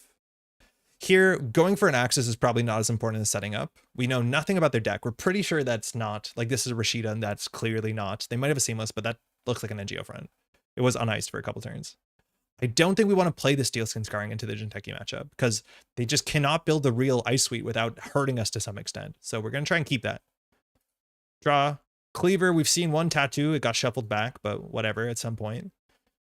Like here, I don't know. I think we have credit. It's just like, it feels so bad. I feel like I'm spending so many clicks clicking for credit where like maybe we should just like continue and discard cards. Whatever. Yeah, gaming. What is it with mask streamers needing facial hair? Like it helps SEO or something so wild? I do think it does help. Like I do think there is some sort of like, oh no, they seem list. What do they have? Not a viral off-world, fine. But I do think there is like some sort of, you know, potentially baked in idea where it's like, oh, you see, you know, it's like an old masculine thing. Like there's some, yeah, I don't know. Like I think people, a lot of guys do facial hair for other guys. It's fun. I don't care that much, but it's I don't know. It's like, why do streamers dye their hair? It's a look suddenly. All right, so they're on seamless, so they look like they're scoring out. So being able to deal with like a thimble rig would be nice. Here I'd argue we can get an Knob Kree down for 3 credits and then just send the imp, as much as like flipping in and flipping out seems kind of important. Whatever. I'm just gonna play the hand we have and be as destructive as we can be. My facial hair is strong. They basically couldn't get a wax. They've broken all the brushes. It's a rego. Them drawing the rego is fine. They already have 23 credits. It's whatever. We don't get to use the imp, but what else is new? We can discard this. We'll get a Gachapon down. We'll remember to use it. I wish my genetics allowed more than the faintest approximation of Fakeshire. No matter where you are, you've always wanted something different, Jai. You're handsome the way you are. Whatever you'd like. It's more than got stuck to my face. Yeah. I don't know. I think I really enjoyed having the mustache and like facial hair because the way that my dad looked as an immigrant in the 80s when he was my age was surprisingly exactly the same, where he had that sort of like Yugoslavian handlebar mustache from the 1980s. I saw a photo and I was like, oh my God, I can look like that so easily. And so I did for a while. Yeah. I'm really glad plus DreamNet host is incentivized to actually think about her ID. Yes, Jessica, I totally agree with that. I love the fact that we're actually considering flipping in and flipping out. It's so refreshing. As much as we're only considering flipping in and flipping out because our economy stinks. And that's on us. How dare you? Colored hair makes me quirky and interesting. Sure. All right, we will, because we do. We've trashed the clot, that's fine. We gotta light the fire, that's also fine. We are gonna use this. Conduit? Not yet. Now it's too late, arguably. Botulus Cookbook Fermentalago Piranha. So the fermenter is money. I think we're going to do the money play.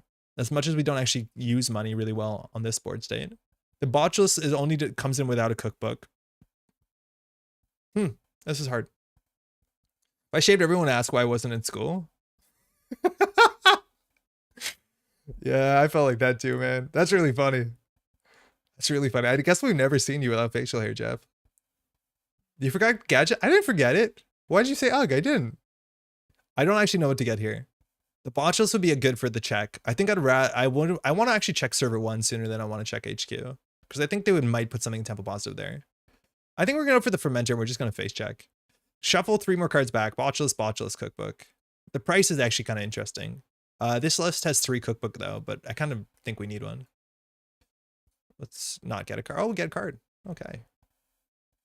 We use this Gachapon on schedule. You think we don't get better every time we play the deck? You think we don't? I think I'm just going to send it to server 1. Force them to spend some of their 23 credits. We have enough cards in hand. This doesn't matter. If it hits a strike fund or a steel skin on some damage, we're fine. This deck also doesn't have Banhar. And like Banhar is a really nice way to like not have credits and still feel good about interaction. Ah! It's a big guy and he's got ravens. I'm clicking through that shit. I'm in. I don't care. I got nothing else to do. It's probably the 2-cost asset for 15 that I can't remember the name of. Oh, Renata, you're totally right. This is definitely the 2-cost asset. Yeah, this was a bad run. Whatever. Or was it? I was just in the middle of saying that was the regolith I just saw. Okay. I don't like this card. Do not like this card. I don't think this is cool. I don't think just suddenly being a 4/3 is cool. Agenda should do something. They just shouldn't have text on it. It's like we didn't learn anything from Global Food Initiative. They should do something. Actually, that's not true. I do like Red Cap. Light the Fire is like kind of interesting, actually. Knob we don't need. Conduit, like, we're at the point where we would crack Fermenter for Conduit. We're not installing it. Why would anyone use that card? Because they're playing Seamless Launch. It's like really good to play Never Advance behind a Brawn. Like, I get it. They also can fast advance. Oh, they can't fast advance this unless they do an Atea trick. Like, you can fast advance this card with TPR. If you score timely public release, you use it on our turn to install the vulnerability audit, and you actually can seamless this out. GFI was sick. I agree with you, but it probably wasn't good for the game. Why didn't we knob the fermenter there? We should have, yeah. It was habit. We definitely should have knobbed the fermenter. That would 100% be correct. Yeah, it wasn't a geofront. Don't mind if I do. Yeah, we should have knobbed the fermenter 100%. We'll remember to run archives if we need to knob the fermenter. Rip GFI, me too. The game is much better now that we're actually playing 5/3s that have text. It's great. I miss GFI. What would it take to miss NAPD contract? What would it take?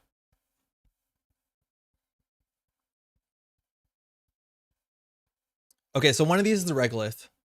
If they have a Seamless in hand, we want to contest the Seamless because otherwise these are just like 3/2s. 18-point limit, 3/5/3 decks, all problem solved. They drew last click. Okay. I think we just do Botchless on HQ, run HQ. Cookbook Botchless? Yeah.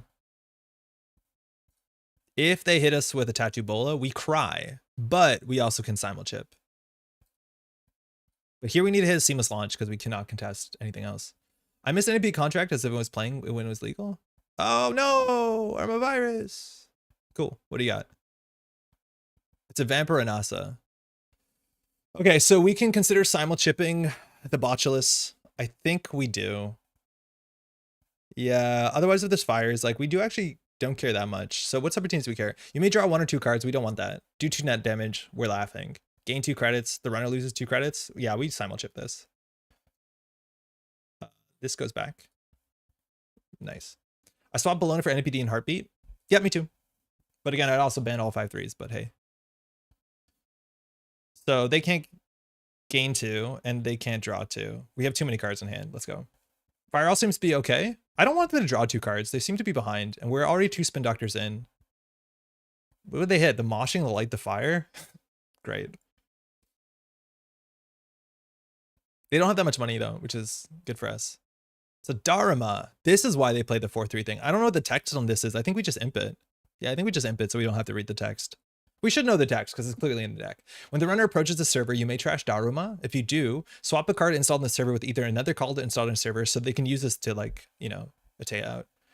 I don't know when you were also a card carrying member of the team ban all 5/3s. Good to see movement, gain support. Well, I did a whole bunch of math and I just didn't like them. It came out to them not being good. So this is probably the Regolith. I would love to contest it. On 6 credits, they can barely res it, but like here, they're just going to res the Regolith and we're going to be sad because for a moment, their money seems bad. Credit. No, we don't credit because we're Hosh. Draw? Yeah. Yeah, we draw. Run R&D then? They could res like a Saisantan, it could be an issue. The access is not very good because we're on 0 credits, so we can't trash like Rashida or anything. But like trashing this for 3 credits, that's what we'd want to do. They just res it? Oh, they used it. Their turn was very quickly. Okay, good. Okay, now they're on 13 credits. Running HQ every once in a while seems reasonable. In fact, even now, it seems pretty good. We could run this. Only 2 of the net subroutines matter. I think we can wait. Ban all 5/3s. Blown is not a 5/3. Please go away. I think every deck should only be able to have 1 5/3 per name.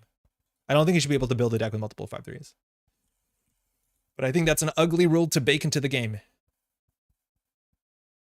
Charging the Firm with Knob seems decent. Yeah. Otherwise, charging the Botchless and getting an Axis is like not unreasonable as well. But I think we take a turn off here and flip out a Hosh, unfortunately. I just don't want to play these cards. Like I want to take the damage from Vampire Nasa real bad. Like load bearing Paladin Puemo. We probably should have drawn first here. I'm just gonna click for credit. We can Gachapon off the top there. Can't run archives. There's a Mavirus in there now. Oh, so true. Yeah, very good. We would have figured it out the hard way, I think. All right, there are 19 credits again. Jinteki economy, it's fine. I've seen funny stuff from the old game. I think it was called Vanity Project. Yeah, there was a Vanity Project. It was just a 6-4. It had no text besides flavor text. All right, so we know nothing about nothing. It's hard to win on the remote server because we don't deal with brand relatively soon unless we simul-chipped for a botchless on their... Do you mind?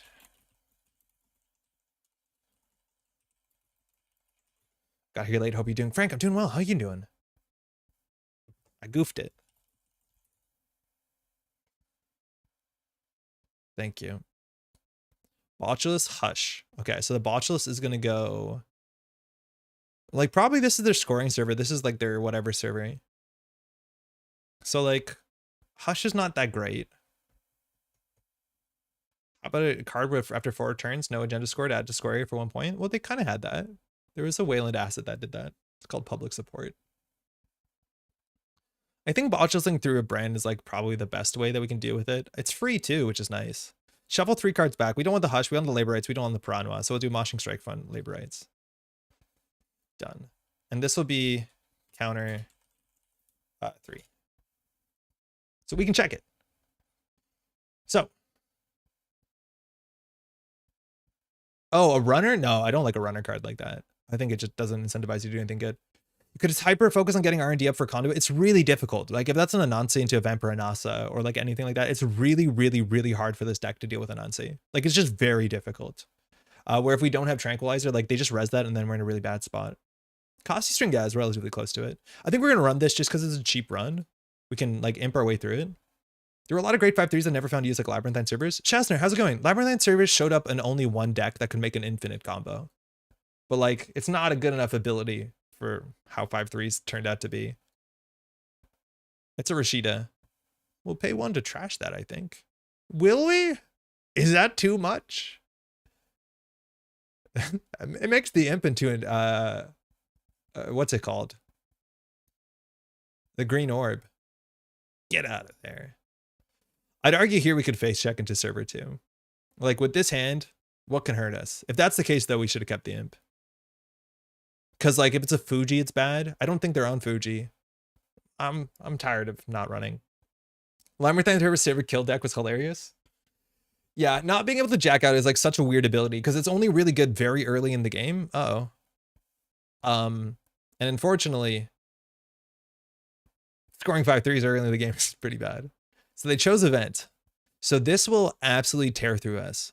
Now, it won't kill us. So I'm just tempted to hit the let's see what happens button.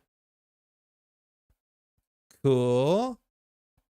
Cool. That's our last labor rights. I guess we're okay. Yeah, we definitely should have paid a credit for Rashida so we can input whatever this is. What kills us here? Nothing. Yeah, that seems ugly. It's nearly ugly.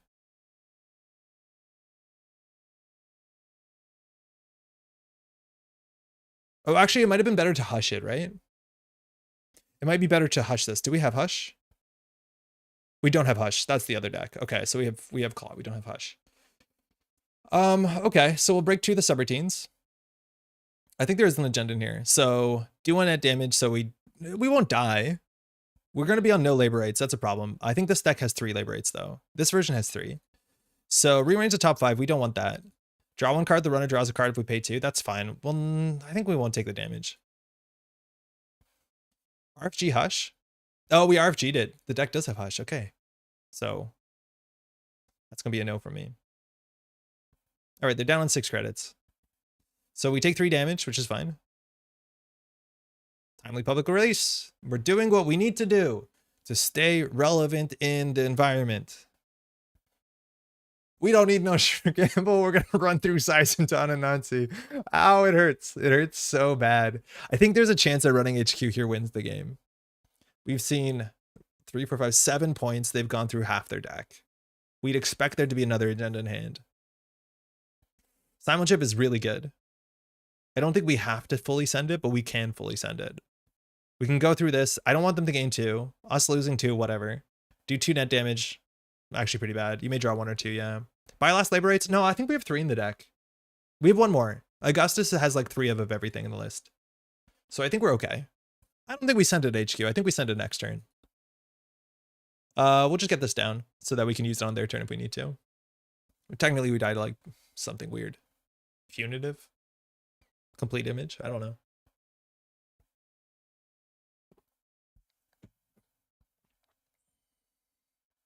Just another night of playing Hoshiko. Just what everybody wants to watch. Man, there's a huge anti-Hoshiko sentiment out there from people who are just tired of Hosh. And like, I sort of get it.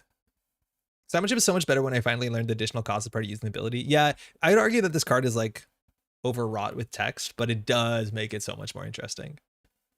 Complete image in 2023. So often Hosh has like no cards in hand.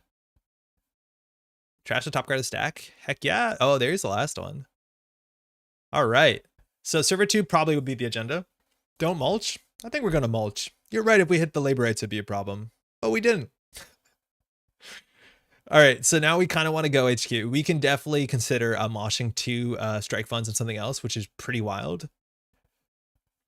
I think this is more likely to be an agenda. Then if that's the case, we want to run HQ and like trash the seamless launch, which they need to be able to threaten it. So I think we'll draw once. Yeah, we'll definitely just mosh this hand. Let's go. Let's go. Let's go. Ooh, the most money we've ever had. We'll run HQ here. We can lose 2 credits. We'll imp whatever we access. We'll get down. Like, I don't know how we win here. Like, it's hard to contest this remote server. Again, stacking sentries is really good in this deck. The write-up calls it out. And like, I don't think we're at the point where we can consider Ngolinga Nancy. We're kind of at that point. We just want to make sure we use all our simul chips before something happens. Here, they could consider like resing a Mavirus. If they go down to 3 to res a Mavirus, it's fine. We just flicker the simul chip. So we don't want them to have 2. This looks like Rashida. 2 net damage, draw 2 now. I'm very tired of Hosh, but mostly because it feels like she should have been a shaper if she's going to set up super efficient Doom Rig while tearing through the deck efficiently. It's wild too. It's like there's a chance. So many people have been putting together like the Lagu, the Strike Fund, the Buffer Drive package. Just even like in Shaper, like we haven't seen in Criminal, but it's really weird. Like what happens if this entire economy package, which you can probably play through any Anarch, is just over curve, which I'm not saying it is. Yeah, there you go. We need to imp that because that's threatening to be a 4-2.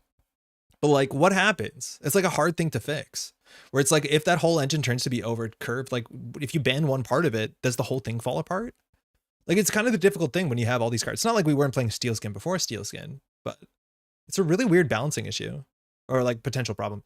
If we put on the Fermenter, they probably purge. I think we'd rather crack the Fermenter next turn to get the simul chip, run HQ, something like that. So we'll just draw. There is Shaper Hosh, it's Lat. Yeah, the Lat doesn't want to run as much. Rashida, nice. Sign me up for the just banner already parade. Yeah, we'll see. Lack of Oboe enables this burn through deck build, kind of like a lack of APOC enables the NEH. Yeah, that is true. The fact that like we don't have to be precious about cards. That like at the end of the day, we're not gonna be ground out, we don't care. No, that is very true. I think it's actually really interesting to be able to pinpoint things like that. To be like, oh, what happens when Obokata changes? We no longer have to have a deck that is scared of like playing something like Frantic Coding, which I don't think is in the format anymore. Right? Like that's super fascinating. I did make a Lat deck that was focused on Ben-Hur, playing Airblades and all that. There's like a couple packages, like even just putting a Buffer Drive, what do you need? Like it's only a little bit of influence to make a late game package where it's like you get that potential, you know, upside of Buffer Drive where you just keep pushing the same strike fund through the deck over and over again. Like I think it's something you can import out of action. I also do want to try like Joyride, Gas, what's it called? Ghost Tongue packages and like Shaper. Like there's a couple weird econ engines that haven't been explored enough. I do think that deck though eventually does run out of cards. Like it doesn't have. We're building Full Glacier. I just hit yes. I didn't even consider the implications of hitting that button. Like this, we have to engulf with this server. We literally cannot deal with this server that well unless we are on their turn simul chip.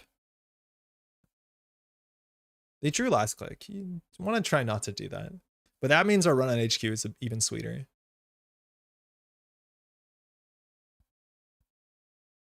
Okay. This is tricky. We have a pinhole. We probably should just pinhole one of these and then win the game when we find an agenda. How do we deal with server 1? I'd be more interested to see what's in server 1. I'm going to pinhole server 1. The fact that the Ashes ID were very shapery is a bit too bad. The thing is with Ashes, like they had to play it kind of safe. Like they weren't gonna come out with keywords and do like entirely like they, you know, it has to be the safest Netrunner. So that you did, you know, like incremental, a lot of incremental gains Netrunner, which I think luckily is different to what Netrunner is now. That's a vulnerability audit. Wait, we can't imp that. Why does it allow us to imp that? That's weird. It shouldn't let us. We can't trash it. Okay, so we know the game is in server 1. So now the question is, how do we get through server 1? We have access to the last card of our deck is not a simulchip. I don't know what the last card of my deck is. Do you mind if I peek at the last card in the deck? It's easier than going through the deck list and doing reverse math.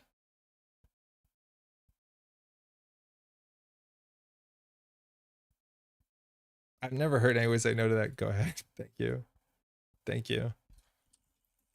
It's a fermenter. Okay. So how do we get through this remote server? We can click through one of the brand. In fact, we can click through all of the brand. So we could just run it right now. We have access to an Ngolo, which we would install for 2 credits, actually for free. Mind you, we have a Paladin Puemo. We have access to a Botulus. So the other thing we can do is install a Botulus first click. What am I missing? Actually, no, we can't fully click through the Brawn. So we're going to have to Botulus on top of it. So I think we install a Botulus on the Brawn and we just run. There's a small chance my virus is server 2.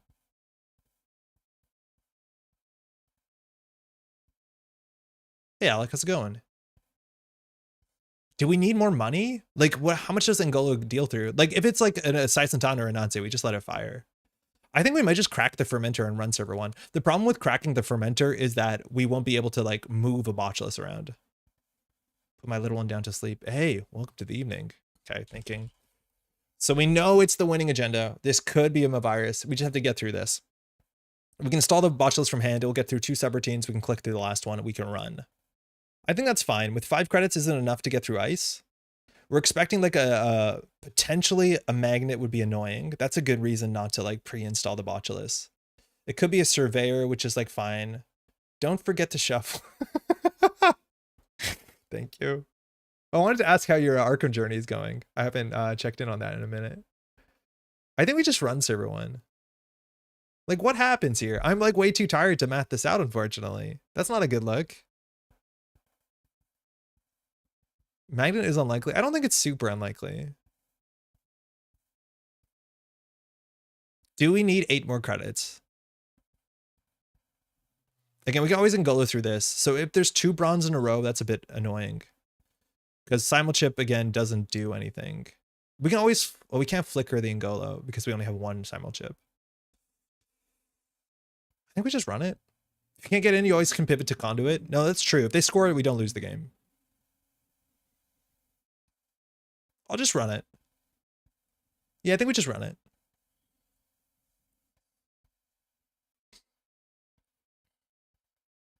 Tattoo Bola. Okay. That is a surprisingly ugly start that we should have seen coming. So now we'd have to simulchip the imp on top to get a cleaver for free to break this for 1. We don't really need the imp. I think that's acceptable. That means that we cannot produce the Ngolo anymore. That's a real pain in the ass. Damn. That's really bad too, because then if we go through that, the last subroutine of Brawn is like definitely relevant. We might have messed this up. Just go R&D right now. Yeah, you're probably right. We probably could have gone R&D first and then forked them here. But here we probably bounce off of this, just go R&D and then just we probably crack the fermenter first. Can't res a Nancy? No, they can't. They can res a Sai Santana and they can res a Vampire Nasa though. I don't think we can go through this. If we get a cleaver out, then we have no more simulchips. Yeah, we'll just let this fire. If we hit Central Zone, we get like damaged. Like we lose the labor rates and that's going to be a problem. But I think here we can probably just like cycle the simulchip for an imp for a conduit and try and close the game out. Yeah, we'll try. Oh, in theory, we should do it before the run because we're only going to see 1 card here. But if they don't run, we know we can go back. If they don't res. If they res 2, they also can't score out. So it's hard.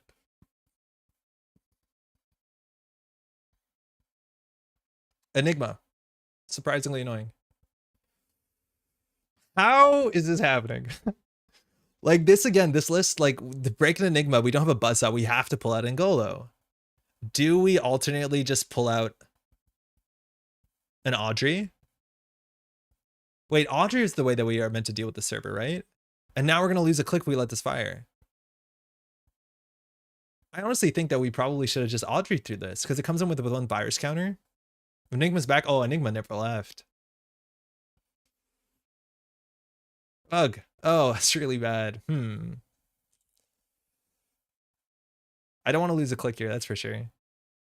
I mean, surely this is fine. It's not great. If they score it and go down to 0, it's okay. Either Audrey or Ngolo is fine. I think we're incentivized to do the Audrey. I think we will. Allows us to deal with a couple stuff. Ngolo is like, okay, it comes in for free. Yeah, actually Ngolo is totally fine. Our click is worth a credit. Yeah, this is okay.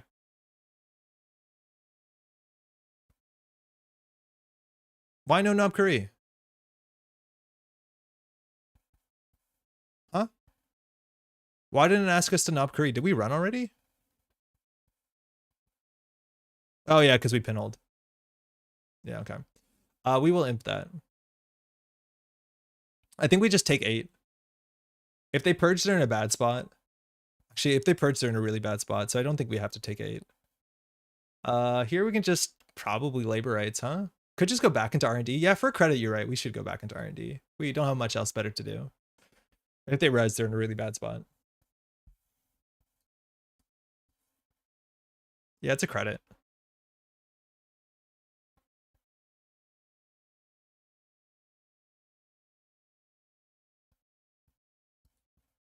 Okay. Thimble Rig, that's fine. That's 1 credit. It's a pretty bad draw for them. So here we're going to discard something. The Leech actually is like definitely worth playing. The Moshing is not worth that much here, but the Knob Curry is probably even worse. All right, if they score this out and they go down to 0, we're pretty happy. I don't know what server 2 is. We have no idea. If they purge, like then we can consider contesting server 1 because we can like labor rights. Our labor rights is simulship labor rights. All right. Wait, why do they have a credit? Oh, because they seamless, but of course. So they're also on game point. Server 2 in theory could be some like advanced audacity play that we're not expecting. But now we finally have money and we just have to transition into winning the game. So this is where we set up a conduit. We just try and win the game really, really hard. So that involves us fermenting.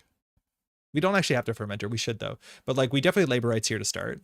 We put back in simulship labor rights. We draw a simulship that's sick. We drop the simulship.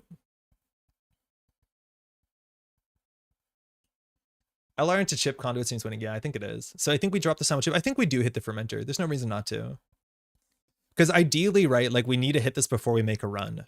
So we would trash. We don't really need to trash anything. The imp is not that useful because we're going to be charging the conduit with the Knob Curry. But like they don't really have a play next turn. Unless they win. So we'll get the conduit down. It comes in with a counter. And then we place a virus counter and then we run with this. So we'll get to see 3 cards. They're all new. And they definitely can't res. So now they're in a bad spot.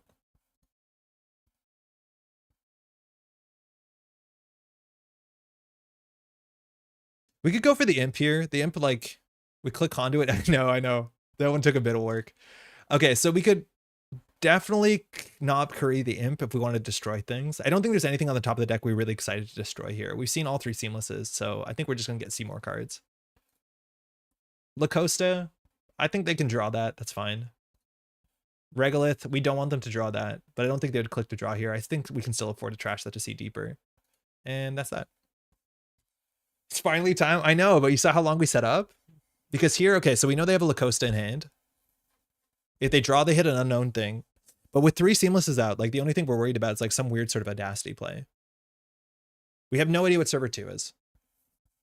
If they purge, like we just rebuild it and we're going to see like a lot of cards next turn.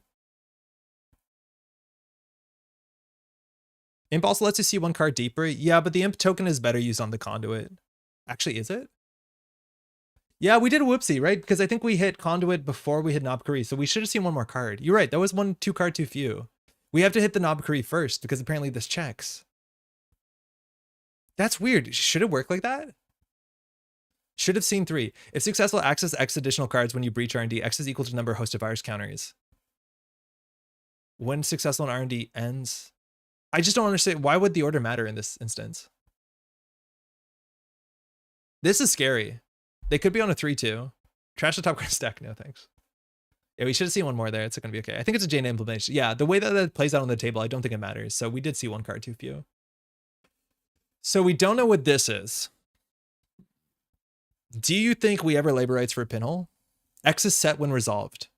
X is not set when resolved. X is set during the breach step. Just go win on R&D. We could lose. There's a chance we lose here.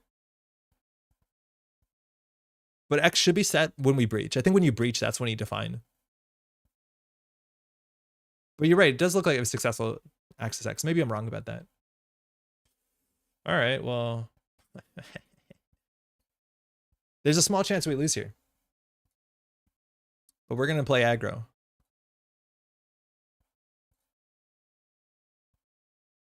We can make exactly 4 runs. Knob Curry. Yes. Tattoo.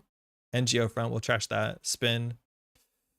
If we trash that, we now know where all the spin doctors are. We can see deeper, but it actually lowers the amount of money we have. I don't think we do trash that. What's the math come out to? Because it will be on 3, so we can make 1 more run, and then we can make 1 more run. I think it comes out as a wash. What is it right here? If you don't get it in 2, you can always bot the brand and run S1 first click. Yeah, I'm worried about it being the 3-2. Do you trash this? I don't think the math works out. Thinking. Like, we see 2 more cards when we run back. Yeah, that's probably worth it. The run's worth 2 credits anyways. Braun. Well, now we have a problem. Was anyone note-taking? Oh, see? You see, that's bad. Yeah, that is not good. All right. So I don't remember what any of that is. Infinite Ink could already handle oboe. Just made things really greedy. Oh, that's true. That's why you don't trash.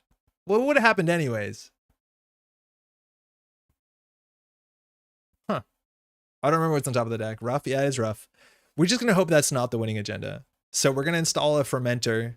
We're going to install a simul chip. And if they start advancing, we can run the next turn. But like, we're in a kind of rough spot. You have to click for cred and brought rent. I don't think we can run this. Thinking. Because this has cost us like 3 credits unless we cleaver out, which we can't really do. Yeah, I don't know. I think we just try and rebuild the board. So we install a fermenter, we install like a simul chip. The last card we know is a labor rights, which we're going to draw, so we shouldn't draw it. It's really hard. The margins here at the end are pretty difficult. I think we just do credit. We might as well get this down. It's flexible enough, but we could lose here. We'll see. It's a 1 in the deck. You never run server 1? Brand first sub, install the flip tattoo bullet. Yeah, we can't let this fire. We have to click through all of this or break all of it. Getting the leech down is actually kind of interesting. We've seen 2 more viruses. I don't expect 3. But now they have to like get money up. So it wasn't a Rashida, which is really good. So now they have to figure out what to get on R&D. We know they have a thimble rig and then whatever they drew off the top of the deck, which I don't remember what it was. But next turn, we just like fermenter for 6 and then just continue to smash R&D. We also can like consider flickering the conduit, which like gets us nothing. It gets us nothing. Never mind.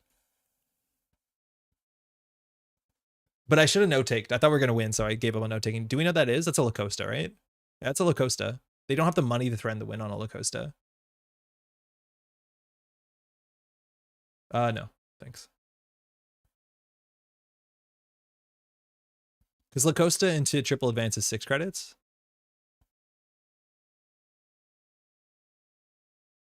All right, well, look here. So they double advance that card.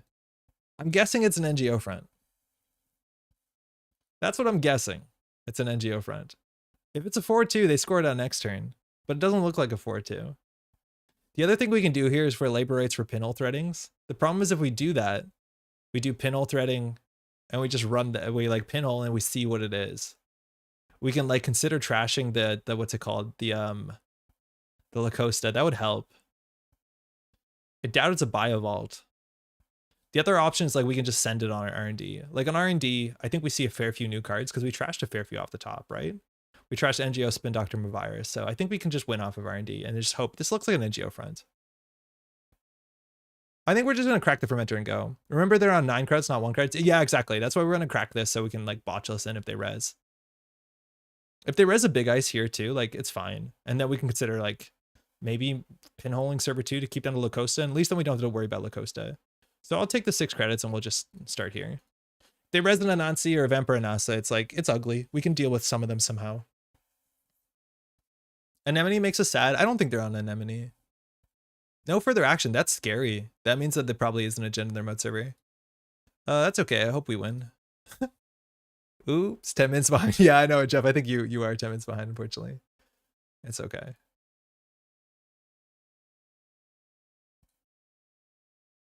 Order. Braun. Uh-oh. Yeah, La Costa. I don't think we trashed that. Hedge fund. Okay.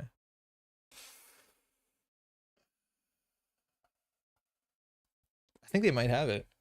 We can see 2 more on R&D by going back twice. If we're assuming that's a 4-2, right? 3, 6, 7, 8, 9, 10, 11, 12. There's still a lot of points in R&D. I think it's likely to win on R&D. I think we go for it.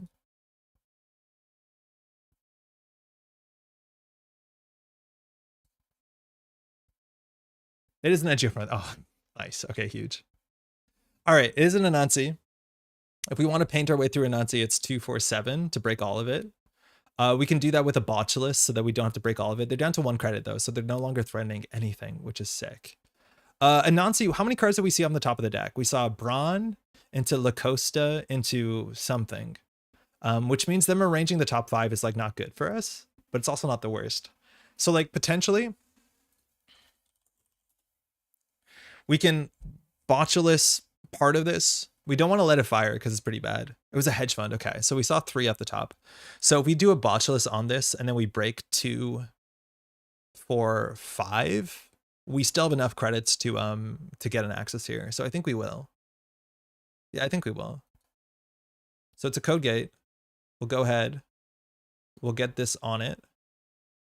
It's free. So we'll break 2 of the subroutines. Which 2? Doesn't matter. Then we'll break for 3. And I guess there's 1 access here. Can't let the range fire? Yeah, no, for sure. I'd argue we don't want to let any of it fire because we lose the labor rights. We're in a bad spot. Here we're going to lose a click, but we see another card. That's like something. And then we can go back next turn for sure. And then they just have to do nothing but click for credits. Break the end the run. It'd be sick if we won on 0 clicks, 0 credits. I hit the conduit. I did, yeah, sick. Braun, La Costa, hedge fund, Enigma. All right. I don't know if purging makes sense for them. It could. We have no credits, so we don't lose anything with Hoshiko. We also have no cards.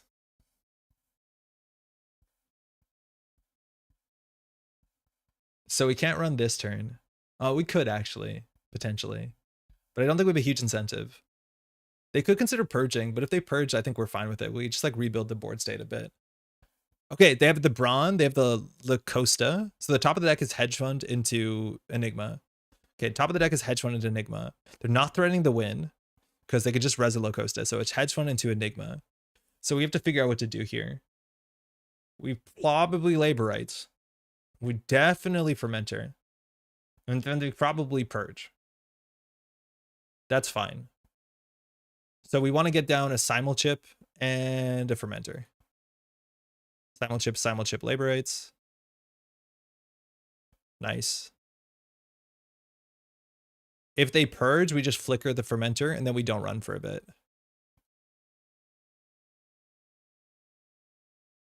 We click for a credit here. All right. So now they're drawing a hedge fund. So if that's their play, they just do credit hedge fund, which is kind of scary. It means they don't purge, but it means that server 2 potentially can be an issue because they can res La Costa and score out. But if they purge, we can always respond to get the fermenter in, and we'll get 6 credits, as much as now the top of the deck. They res the Lacosta, so they're slow rolling this. If it's a Biovault, it's a problem. So now they purge, right?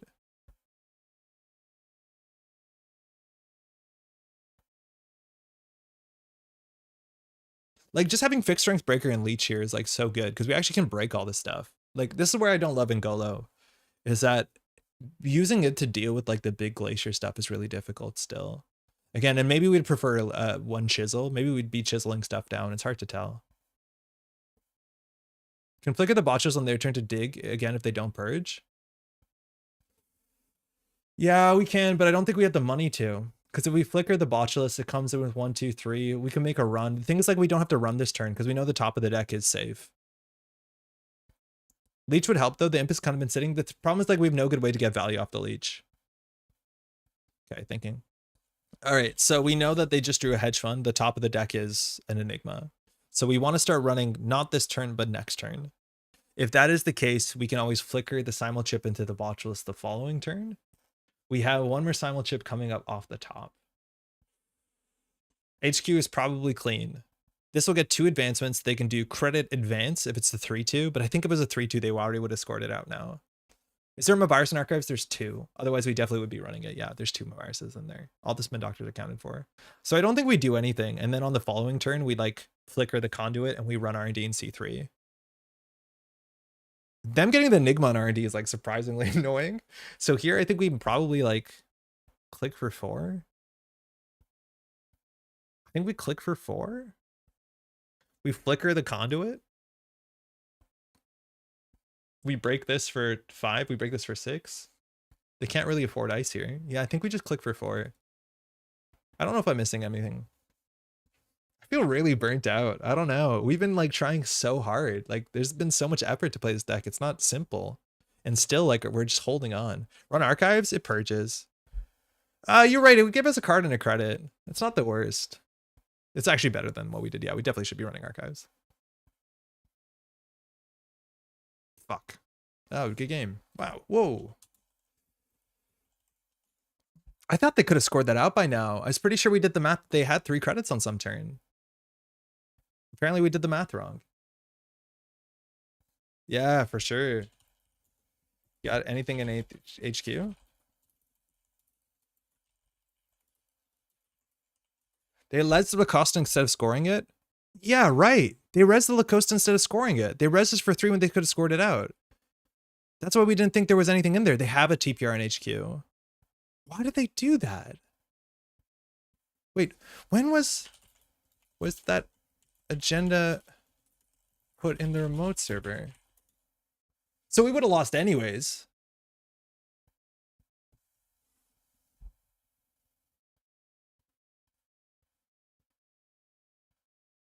That's so weird. I don't know what that's about.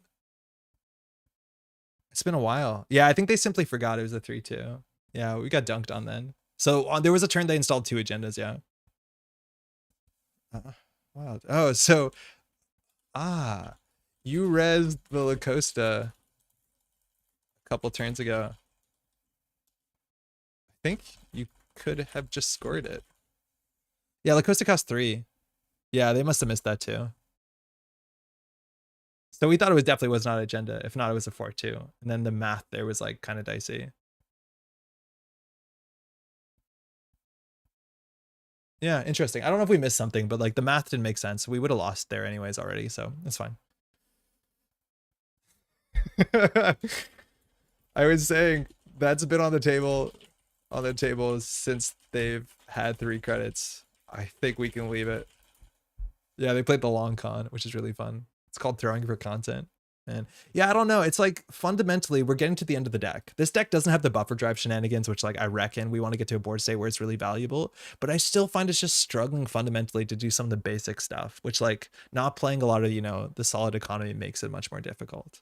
I don't know if this is my favorite version of Mulch. I've played other versions I liked it better, but like running into multiple Anansis, I don't think is easy for the deck for sure.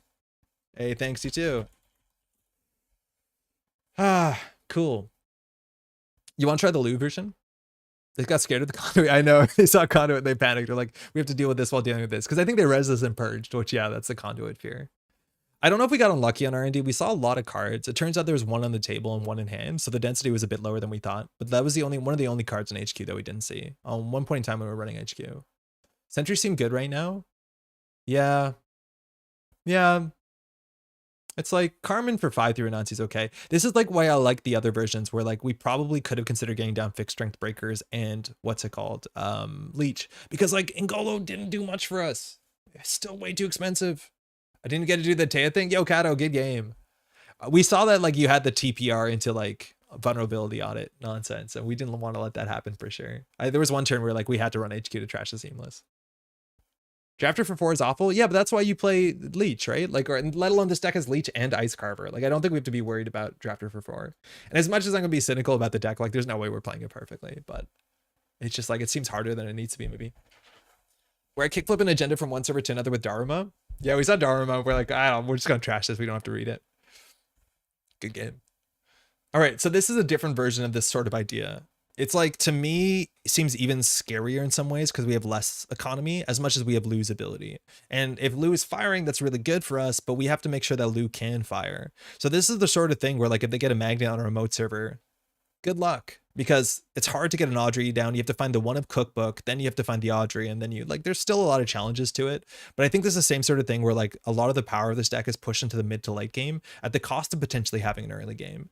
Maybe Lou is a more scary early game because trashing stuff isn't as bad for you over a couple turns as opposed to Hoshiko, who kind of balances every other turn, but we'll see. I feel like I've never seen a Lou have over 6 credits. Yes, but not having Sure Gamble is like going to be a problem for sure. And we'll have a video up either on the weekend or on Monday, but where we played a bunch of Lou games, and maybe some of the games are not going to make the video because they're not that interesting. But like, there's a lot of games where we like iced up all centrals and they just, you know, don't do anything because that deck needs to trash stuff to build up board state. And sometimes it's really hard. It's cool though. And we have to play buffer drive when we draw it. We have to. Oh, this is a corp deck. There's no button to fix that, Beans. Delete. Let's get into it. Yeah, my eyes have been really dry. I think now, so we had our first snow in winter, like the first snow today of the season. And so our heating is on and now my eyes are drying up and the lights are coming in. Oh man, I feel like I'm falling apart a bit. I don't know what's going on. We also have 2 cats in the house because my sister, she's off on holidays. And so her cat Humphrey is here. And our 2 cats, Humphrey and Aniko, do not get on. Humphrey wants to be a really good friend. And it's not Lou. What's Lou's first name? Renee. And she just isn't having any of it. So it's like really tense right now. He's like sleeping just on top of the fridge because he knows it's the one safe spot she can't get to. And we all feel kind of bad about it. But hopefully in a couple days, he'll come down. Have a humidifier? We do. It's just not in yet. We don't have like a big humidifier. We have one of those like tabletop ones. We have a couple of them. They're okay. They definitely fix. Hey, Eric, popping late after Finn, ally finishing The Walking Dead. Oh, finally watching The Walking Dead. I thought you were talking about Arkham for a minute. Trank seems sus. Trank is like, was a big card in the sort of, what's it called? Like Hive Mind Max decks. And it is actually a legitimately very good way to deal with a Nancy. Is that you put the Sleepy Snake on top of the Nancy at the end of their turn, and then it gets derezzed immediately because it hits 3 virus counters, if I'm not mistaken, because of Cookbook, 1 on install, and then 1 in start a turn. Like, it's actually a really good way to help in that matchup. I would love to have Tranquilizer more than I would love to have Ngolo. Does Lou need more support like Miss Bones to make the trashing easier? No, because you don't play Miss Bones, you just play Imp. Because Imp just allows you to do the Miss Bones thing, and then you trash everything and not just trashables. Yo, we're playing against B Blum. Resident Op Expert. Yo, what's up? I played against B Blum years now. I play against B Blum pretty consistently at Worlds. Best of luck, have fun. Blum came in the top 16 at Worlds last year in Toronto, playing a very like tempo heavy op deck. The Pittsburgh team is really nice. So we have no good way to deal with envelopment. We have no good way to deal with border control. All we have is imps on centrals. I'm going to keep this hand. But who knows? You can throw hands, nerd. Yeah, it's fine. We'll see. Yeah, I think this is what we're going to see. We're going to see a lot of rush. Okay, looks like potentially Tucana. We don't know which server this is in. I don't think what other defensive upgrades. There's a chance there's an early Managarm. I'd argue we could probably just send it here. We could consider pinholing to find the Tucana. I think if Tucana goes off, we're kind of fine, but there's no really bad face check here, I don't think. If an envelopment is res, then we can consider like pinholing for the Rashida on a 50-50. We'll see how this goes. It's a boarding control. Okay. We could botchless this and go back in. Then the boarding control probably gets popped. I think we're relatively happy with it. On 2 credits, I think there's a chance we can pinhole here. Giving Loup a shot for the sake of not playing host, yeah, just to try it. But I think here that we probably pinhole. I don't think we need to get the imp down. We'll just pinhole R&D and we'll just try and access the Rashida. You think Rashida's the first or second card? Drop imp pinball. I don't think we need the imp because it's going to cost us probably 2 credits to trash whatever's in here. Let alone that. All right, at least we get a card and a credit. So we could now consider botchless run back and it forces a border control pop to protect a Rashida. I think that's actually a pretty fair trade. They will get a credit for it, but like whatever. If this gets popped now, it's fine because we'll see if it's a magnet. If a magnet comes down, we're kind of happy with it. Yeah. We'll see what the 3-coster is. Offshore. Okay, well, still Rashida goes off, which is pretty bad, but at least the remote server falls apart a bit. Big brain on the no imp call. Yeah, the thing is, like, we're not expecting anything there to be expensive. Like, it's not going to be a Tranquility home grid. Like, the highest we're expecting to trash is like maybe 3 credits for a mana garm. And if that's the case, right, like we can just pay 3 credits out of pocket this turn. So we don't want to do that. I wasn't expecting my virus. It's just there's not much that makes sense in the remote server that's going to cost more than the cost of the imp. Let alone if we hit the agenda on accident. If there is an agenda there, we can't even use the imp. So why? All right, so there's been a lot of drawing into HQ there. It's worth knowing the density gets a bit higher. We have no good way to deal with Afshar. I want to play Chisel so bad in these virus decks, and like Afshar border control is like probably the best example of the matchup. So here we just run the Spin Doctor, it will get popped. There's no way that you let Loup have the ability on it. We don't need to get the imp down. This is something we botchless and pay 2 to go through. I don't think we have to show anything besides we run server 2. I don't think you want to let us trash this for 1 credit, yeah. Okay. Not having economy. What are we pricing in for? I don't honestly know. Solidarity badge. I hate this. This like card won't do anything for such a long time because we can't get accesses. But we hit now 2 more prices than the labor rights. Hitting 2 more prices there is pretty rough. But I think we're going to struggle to hit the table for a while. And that's a big price to pay. Yeah. I do play 3x Chisel. I want to go that far in 3x unless the meta really needs it, but 1x in a toolbox deck is good. As much as this deck is like, we're still on 3 simul chip, right? Yeah, like you can still do it. I just don't think we need 3 solidarity badge. You just need to find a solidarity badge. This to me is like too many eggs in a basket. Like now we're at the point where we can't afford anything. Paladin at least is okay. Man, imagine we chiseled this though. Oh, it'd be so good. We open up HQ. There's another issue to deal with because this is going to sit here for the whole game and we're not going to have a good way to getting through it. Our breakers, we do have a buzzsaw, right? Sprint. I know Beeblum loves the sprint. This makes sure that we have to respect Stavka half run too and make sure that the half run's always in the deck. 1 influence, why the heck not? But a lot of times with op getting stuff back in the deck. Would Chisel trigger op? No, because we trash it. It's not a corp card. It says that whenever you trash a res card and we're doing the trashing on it. Antamon, how's it going by the way? Like, yeah, ice destruction does not trigger op unless op destroys the ice. That's like a big thing where envelopment says trash this ice, so it's technically, you know, op trashing their own ice. These decks are so poor. Yes, they are. This deck will probably not be over 9 credits. Which consume was in 5 influence. Yeah, that's like a big part of a lot of the old virus lists is you have consume. But like, in some ways, consume and Loup, like, again, it feels like we're now, again, putting more eggs in the same basket as much as you can use consume the same way you use fermenter to like bounce off Knobkuri. But I feel like we're going to be out of the game here. Like just 1 envelopment on the remote server and we're going to absolutely struggle. But this feels bad. Like this feels, I don't know. I said I wouldn't complain about it, but now we're like totally gassed out. Run server 3. I don't know what the bad face check would be. Border control's fine. Envelopment's fine. Anvil is pretty annoying. Well, this is the first time in all my 300 games op that I'm going to do this. Extract. Just extract for 3 credits. Whatever. I was talking about banner versus envelopment earlier today. That's cool. It will trash itself. But it won't end the run. It's a cool interaction for sure. Hushing it's also really good. I think if you have anything in Energ, you'd want to hush the envelopment, right? Because it loses all the subroutines. All right, so here we probably take a turn off when we Paladin. On 14 credits, there's nothing. I don't think the res is going to be really bad for us, but forcing Beeblum to spend like 3 or 4 credits resing ice on R&D is not going to be good for us. Like it's just not going to do enough for the board state to matter that we just need to like set up. Revolver's good for Stavka half run. Unfortunately, not good enough for the half run part of it. Like, I don't think we can afford Steel Skin. Hush stinks to soar? Wait, what? This is not great. I don't like this. Like, how do you play this hand to get any tempo on this? Hush stonks continue to soar. I don't know, it's died off a bit. Like, Hush is really good into the World's winning deck, but it's not good into any of the PD decks. It's not very good into NEH where they play 3 ice. It's like, you know, it's all over the place. It's a good card, that's for sure. Especially with 3 Sandwich Chip. Like, why not? But the reason is slots. Oh my god, I don't like this. Oh man, it frustrates me so bad when we don't have the tools to be able to interact.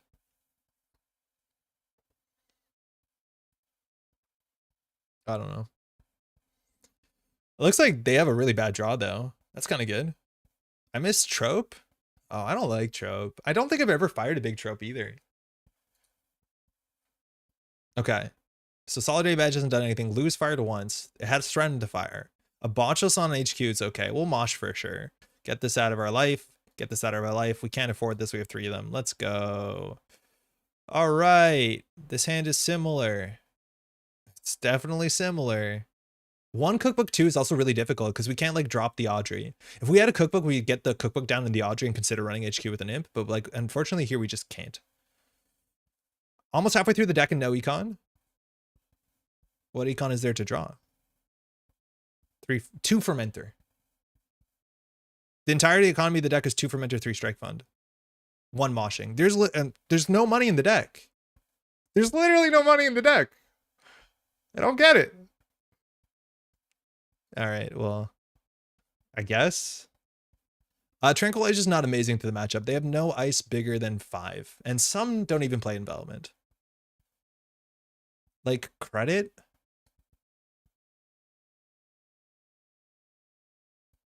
Without a cookbook, also the Tranquilizer is really sus. Like, it's way too slow. But here, like, the play is like Imp, and then we have to Simul Chip something in. But now we're gonna get Atlas with a counter on top of Tucana, and like the game's gonna be over because there's gonna be another ice on HQ. So we can contest this. We can hope that there's something rezzed. If it's a stuff, at least it's not bad. But like we can force a res here at best. We're expecting an envelopment. Sandstone too, yeah. That's at least something we can consider botchlisting. So sounds like a pretty stingy deck, and Econ sounds difficult. It's difficult. There's like metas where like, you know, if it's NEH Acid Spam, why the heck not? So here the play that we have is we can install an imp, we can run through this. If we do imp run, then we have to trash the imp for the Simul Chip.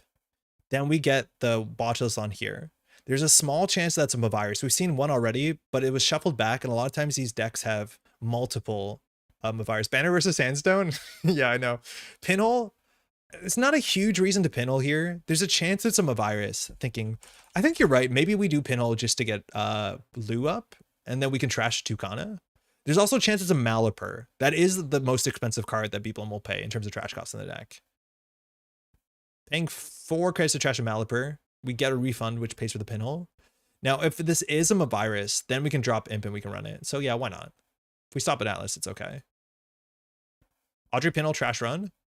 Oh, Audrey first is sick. Yeah, Audrey first is actually really good. Sorry. Can't afford to trash. It means that we can only trash if it's a Mavirus. And if it is a Mavirus, we don't get an Audrey. I think it's a Mavirus. Okay, so the Audrey's fine. It's fine that we didn't do it. Actually, we would still get it. Yeah, we would have. Solidarity badge, though. All right. Well, that was clearly the line.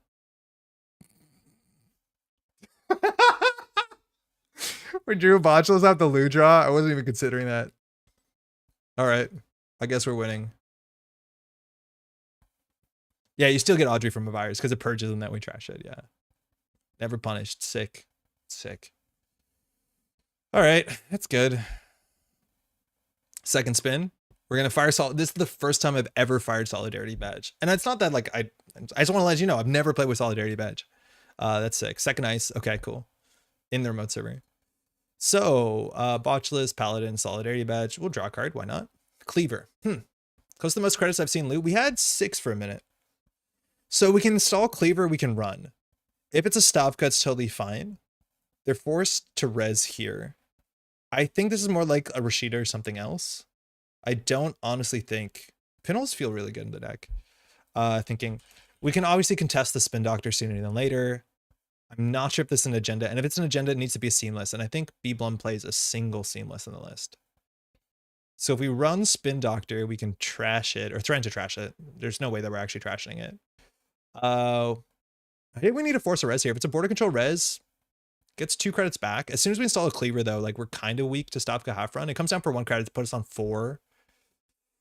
What are we threatening to break? Like, not Sandstone. This is more likely to be a Whoredom or a Magnet. That's a problem. Magnet's just like straight up a problem because we don't have a good way of dealing with it. I think we could just run it. If a Magnet's res, like whatever, the botchless moves, but like you have to res the ice here. And I just don't think like we can always, yeah, whatever, we'll just run it. Force a res here. Maybe we can run R&D with an imp after we deal with the Spin Doctor. But like we don't want to put the cleaver down and then there's like a Stavka blowout. Like if you Stavka a botchless, it's fine. We just reinstall it. Yeah, there you go. This is totally fine. Cool. So we actually do get in here.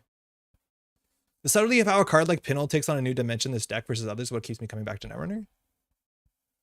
You gotta play Cheswa, man.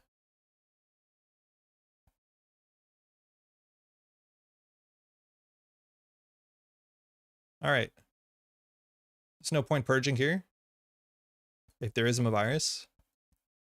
Rashida, nice. Nice. Go, Lou, go.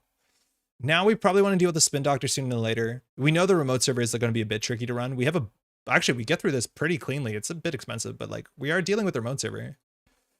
They actually could let us trash this because we used our ability already. This Solidarity Badge is the first time, not forever. I don't honestly know if we want to show a Simul chip. Well, we could.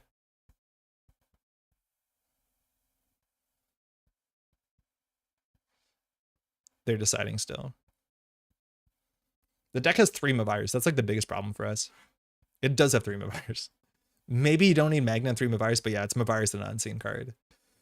So I don't know if we want to show another Simul chip. Luckily, we have Gun into Botchless to run this next turn, unless B-Blum puts another ice here. We could consider running R&D and forcing a res. The problem is like we could wait for them to overextend on their remote server and then go R&D, and then hopefully they just can't res the ice on R&D, and that's okay for us. I just don't know if we want to show the Simul chip here. Like, I don't know what else we're doing. Showing the cleaver is like kind of fascinating, but then the second stop Gavrin is really important. Think Trank on HQ makes any sense? Nah, paying 3 for this is not really important. Like 3 is not a lot. Like maybe a border control is important, but like if they have a hedge fund here or like they're probably going to extract the Stavka and have 6 more credits. I guess we will show this and just click for credit, I guess. I don't know. Doesn't feel great, but we're doing a pretty good job. Just botcha this thing through this shit. As much as we've gone through Doom of Viruses on accident. Yeah, because we do run this next turn for 2 credits, 2 bullets, and then everything else is free. So they need another ice here. I just think this is going to get extracted sooner than later. There also could be on a list that's like on multiple ice wall. I think that's more common with the ASIF fast advance versions, but I'm not sure. I didn't see B-Blum's op list at this Worlds. But they're all about tempo. Classically playing that like that 0 cost, what's it called? The one that gave you money? The advertisement from NBN? Thinking, yeah, no worries. I'm long. So we'll see here. At least you get more card draw. Like this does feel good. This honestly is technically feeling better than I think sort of Lagu, but only sort of. We've just been really good at top decking like the very few pieces we need for interaction here. There's 1 or 2 agendas in HQ again. Yeah, I think there are agendas in HQ. It's just kind of tricky to get accesses here. We're probably waiting to get the bus off the top, which like we have 1 bus off, which we can find. But it's tricky to put a botchless here because maybe not the worst because we always can like cleaver through this. But the Simul chip is like super, super important. We also, does this list have Clot? It does have a Clot at some point. Yeah, they're drawing. I do think there's a big chance there's more agendas. They shuffled 1 face down though. That's most likely an agenda. So we've seen 1, 2 agendas in the top 20 cards. Yeah, I do think there's a big chance there's a flood here. I think the first Spin Doctor also was 1 face down, 1 face up. It was the Mavirus again and something else. But yeah, going HQ here would be pretty good. Yeah, there you go. That's exactly what we're expecting. So this is going to be a 3-cost dice, which is relatively good, especially a magnet. It's pretty good. Just another sandstone. We can actually just put a cleaver down and like literally carve through the lime. Are we lime carving? Are we lime carving? Solidarity, sure. All right, thinking. So if we run this as 5 strength, we run its 4 strength, we run its 3 strength. So if we do install cleaver for 1, run, we're in, right? It's that simple. Is that all we need? Cleaver smash? We're gonna literally carve through this. I don't want to do it because it's fun. Is Audrey better here? We need a virus counter. So we need to trash something first. Right? Because it comes in with nothing unless we trash something. So I think we just like carve through this.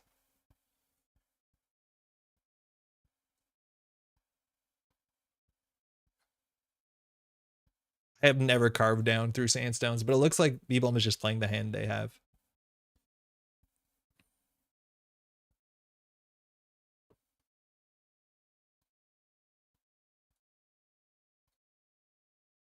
I'm not expecting a steal here. I'm expecting a trash. We're going to definitely use the counter. Oof. Okay. We didn't get a Loup there. I don't think we wanted to imp that for value. But now here, yeah, I do think we think there's agendas in HQ. The deck is not running any 5/3s. I'm not even sure how many hostiles. Sometimes you don't want to run a hostile on the list. Sometimes you do. Audrey before breach to get the counter? It only gets a counter if you steal. Or sorry, if you trash. It won't get a counter, right? Unless I'm missing something. But unless we steal, you don't get an Audrey. Or sorry, you need a trash to get Audrey. Second ice. All right. Here we actually can probably still deal with this unless it's a virus. If it's a Stavka half run, we lose our cleaver, and then we can reinstall the cleaver. So I think we just slam it back. 3 more loses to the remote, 3 more X. And yeah, I do think we should just run it here. Like if it is a Whoredom, it's fine. It's only if it's a Stavka, and then Stavka has Stavka half run. That is a problem, but it just trashes the cleaver and the Botulus, which like, it's fine. We could consider getting down the revolver first. I think we do get the revolver first.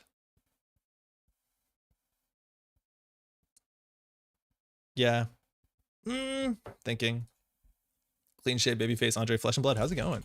Excited for Worlds next weekend? Gun wins versus tank. Gun does win versus tank, unless it's a 7 strength tank, and then we don't have the money. And I think if they res, it's going to be a 7 strength tank, so I think we just send it. Because we can't beat 7 strength tank with gun. We just don't have enough money. Yeah, there you go. That's fine. So it is a big envelopment here. The deck doesn't have access to Hush. Worlds in Barcelona. Are you watching or are you going? Okay, so that is going to fire. Now, if Beeblum scores out, they're not going to have a lot of money. So here we consider dropping an imp and running R&D. If we want to cleaver through this, it's a nightmare. So on 4 credits, they can res. Have you checked out Bright Lights yet? I've checked it out. I haven't played it yet, though, but I'm definitely interested to see it. I think we just want to put the pressure on. A Purge here is obviously relatively good. But here, like, there's not a lot that could be res that's really bad for us. That's surprisingly annoying. Holy shit, that's annoying. Yeah, the 2-cost slot, that's really good. Nice. So we'd have to eat a simul chip to get through here. How did Barcelona become such a card gaming world's hotspot this year? It's just literally a hot spot, so people want to be there. That means that they can't really score out. This needs to be Rashida to be good. If you have a P.O. box, I can send you a care package with bad stuff. I don't have a P.O. box, but that's really kind. Man, I'm like super jealous of the nice big fab dice that they have on streaming stuff, man. This stuff is really good. Thinking. So we could simul chip here to get rid of this Botulus. I think we do. I think we just put the pressure on. Thimblewig pass swap for border control. Pop border control gets ob trigger is such a fun line. It's such a cool line. I would have got it with the Mavirus when you pinhold, but I was already on the board. Ooh, I probably should have pieced that together. The Sunflower Samurai guys in Barcelona are awesome. I don't think I know them. I think I'm going to simul chip here. It's our like final, no, it's our second simul chip, but I think we just have so much value in this imp. So we're just going to go put that on here. Sorry. They sent it to the content creators. Oh, you have those massive dice. Oh, sick. Yeah, those are really nice. Nice big fab dice. Yeah, fab has these really big dice that you can put on top of cards to see like how many resources you have or how much damage something's going to do. They can't purge here on Mavirus, so they can move the Thimble rig around. They're really, really pretty. because they're very, very visible and they're very good on stream. So when a card attacks for 6, you can't see the little numbers on Flesh and Blood cards because there's a lot of different like cleavers that have different numbers on it. Yeah, they're hefty. They're really good. All right, so there's a sandstone there. That means we can go back. It's a half run. Get out of my life. We're going back. I think we're going to purge next turn. Seamless. Oh, that's a bad top deck. That means they can score out. Oof. Yeah, there's like a recent upset. It's actually a really funny story. So Worlds is coming up. And then there was a player who showed up at an event in, I think, Melbourne and brought this like ridiculous killer deck that nobody had figured out from one of the new like kind of IDs that everyone dismissed. And everyone was thinking like, why didn't you bring it to Worlds? Like if you brought that to Worlds, you would have crushed the field because it's such a niche, interesting deck that nobody saw coming and is really well tuned into what the meta is. And the reason they didn't bring it to Worlds is because they didn't think they were going to go to Worlds. And then they were like, shit, now I won an invitation to Worlds. Now I have to, I guess I might actually consider going to Worlds. But that was the reason why they didn't bring it. All right. Solidarity. Let's draw. It's really, really cool. Yeah. Dash.io, which is like a really fun kind of aggro deck. So we're assuming this to be a Mavirus. It's pronounced Melbourne. Melbourne. Thank you, Dave. Yeah, they went undefeated, except they lost in the finals. They went 14-0, which is absolutely wild for an event of that size. So we're assuming this is a Tucana or it's a Mavirus. If it's a Mavirus, they might pop it now. They'll get another ice here. I think it has to be a Mavirus here. Forcing Blum to spend 3 is really good for us. Can we consider contesting the remote server? Not really.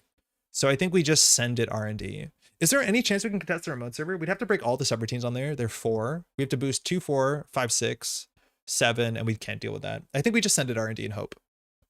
We also can run HQ for free once. I think we start by running HQ for free because there's a seamless in there. And then if there's a purge, we can consider working on R&D. I think that's fine. I wonder if we can afford to get the Audrey down. I don't think we do because we're expecting a purge here. We made some alters of max and FFG. Oh, no way.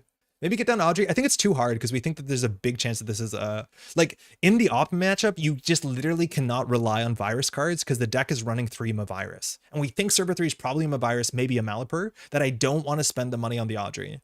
Because if it is a virus, we like lose the game. MU is also full. That doesn't help. Oh, I don't think it's a Mavirus anymore. I think it's either a Malapert or a Tucana. But it's a very hard thing to do. Oh, maybe this is wrong now because they can swap Thimble Rig onto R&D. Yeah, that might be bad. Melbourne. Oh, they didn't move it. Whoa. Get out of my game.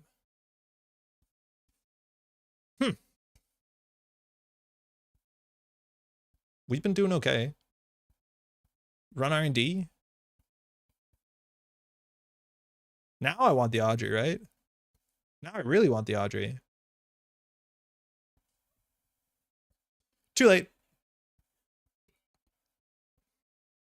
There's a lot of agendas in the deck, and they've taken a lot of cards out of the deck, or some cards out of the deck, so the density goes higher the more you fire op.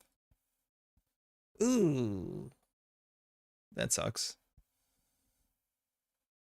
Okay. I think we could probably just play the Strike Fund, unfortunately, and just play a Simul Chip. Again, minimum viable credits, which is unfortunate because there's real ice we want to break. It's very different than just having, you know, Turbine and going. But we're doing okay. I think we're at the point where like we would love to price into an Opcree. Unfortunately, we priced 2 of our prices, which like it happens. I don't think that's the reason that price is bad. So we'll see if they score it. It is a Malapur. Okay, so that's what we thought. Because we knew it wasn't a virus. This is the most loot triggers ever. This is like what this is better than I thought it would be. I'm very interested to see what Beeblum gets here. It cannot be an agenda, but it probably is going to be a Malapur. We also know that they have a Stavka in hand. We got rid of the Seamless. The Seamless, you don't Seamless in Oaktown. But it's something. Solidarity Badge has drawn enough cards to feel good. So let's see what they get. They have to reveal it because it can't be an agenda, right? Yeah, non-agenda card. In the rules, do they explain what a non-agenda card is, or is that like just obvious? It's an extract. Okay, cool. So now they can extract away something. If they trash the botcha, so we can respond to it. But that means if they're extracting here, they're not jamming, so they might just get the Stavka on server 5. Yeah, that's probably the Stavka. Okay. So without a cookbook, like we're so much weaker without a cookbook because we can't use a botch list to deal with whatever this is. So things we can do. Not much. We know there's probably a Stavka here. We know there's an Extract in hand. If the Stavka fires, it trashes 2 cards. I think that's fine. We just repair it. I think we just run R&D for a single. Solidarity badge, draw. That's fine. It's expensive. It's fine though. Okay, if we run R&D, if they res a Stavka, they have no money. It trashes the Cleaver and the Imp. That's fine. And then we just reinstall the Cleaver, I guess. Yeah, that seems fine. Spend your money. Hit me. The only card we know is Stavka in hand, if I'm not mistaken. Oh, and Extract, of course. And like forcing a res here means that they can't easily play Extract on the next turn. It's a Stavka, that's fine. They're trashing something just to push themselves forward, so they're getting a 2-coster. It's a Regolith. Oh, shit. Should have seen that coming. That's sick, though. That's really sick. They would have got that anyways with Extract, so it is what it is. So 7-string Stavka, it's going to fire. The gun doesn't matter. Left us with the Imp. Sandstone dies when you hit it, right? No, it never dies. It just goes to 0 and then negative strength. It never dies. He still has an end the run subroutine on it. The strength of the ice doesn't actually impact its life unless there's a card on it that cares about that. So here we have to decide, right? If we want to run here, we can't do it too easily. We have 2 pinholes out. We can get a Buzzsaw down and we can consider running HQ. This is the second Stavka. I don't know if they're on 3. I don't think they're on 3. We can always get a single axis here. As much as it's not a great axis, it's a single axis. And I think simul chipping for the Cleaver might be okay. The problem also with the Stavka is like it might be extracted into a 3-coster. We might want to wait for that to use a simul chip. Man, this is a hard matchup. Tricky. Really tricky. I would, again, love to chisel the Thimble Rig. I'd love to chisel the Apshar, but these are my own inventions. So we at least like get this to 0 strength if we end the run. I don't know if we... Do we simul chip here for a single? We have one. This is our last simul chip. We only have 1 more labor rights and 12 cards too. Like, it's getting dodgy. It is getting kind of dodgy. I'm going to do it because it maximizes accesses. It doesn't feel right.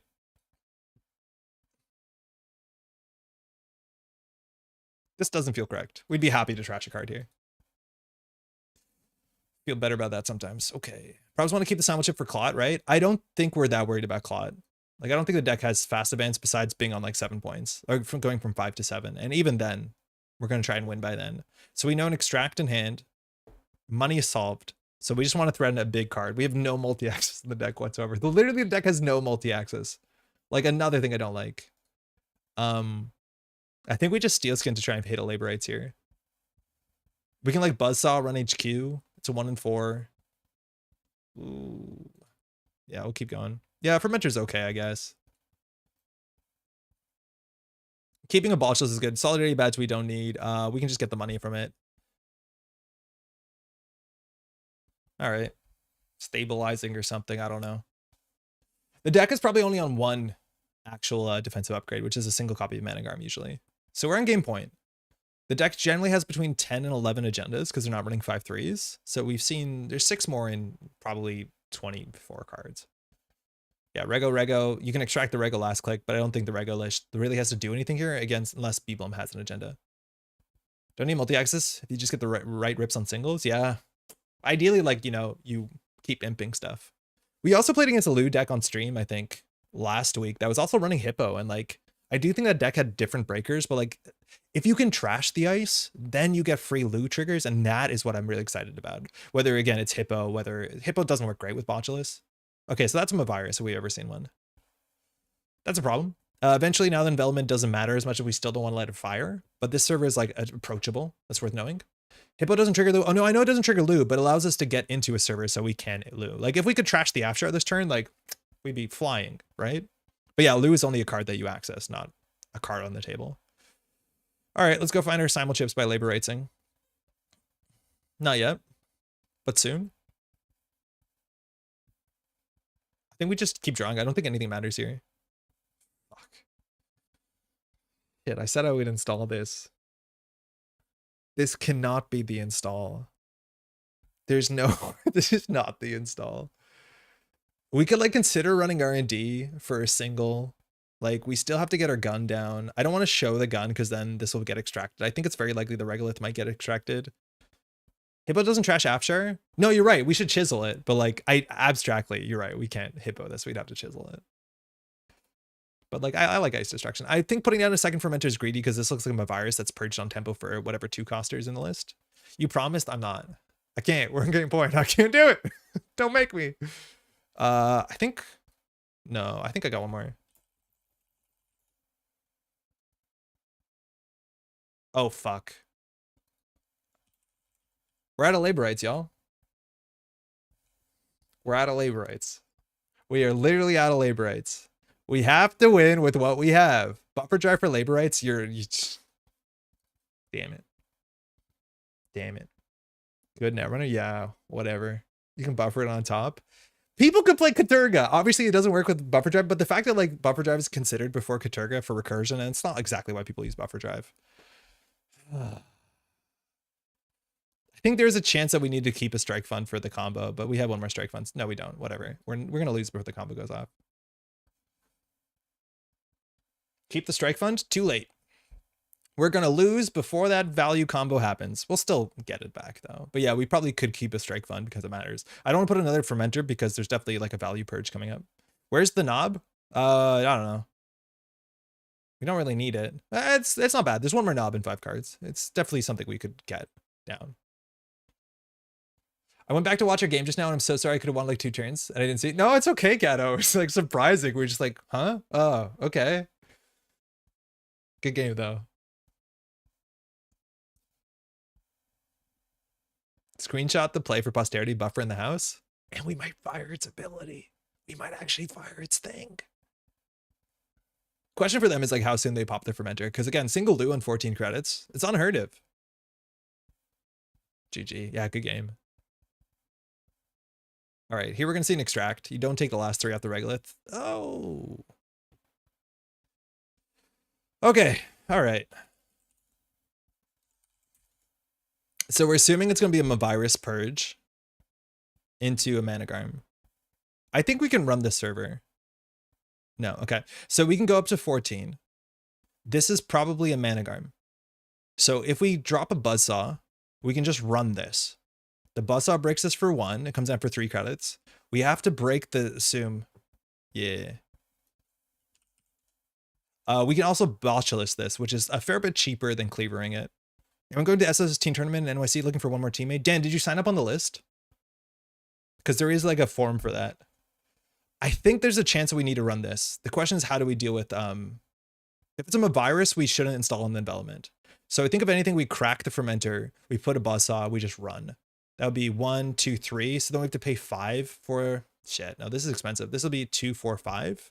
This is 6, 7, 8, 9, 10. We save 7. We could probably do it. We're on there. Okay, good. Do you not have to break the development? We do, because otherwise the development becomes a border control, and then the border control is going to kind of maybe not be the worst, actually. But if they pull out a Hordem, it's not great. You can't afford to use breakers without the combo.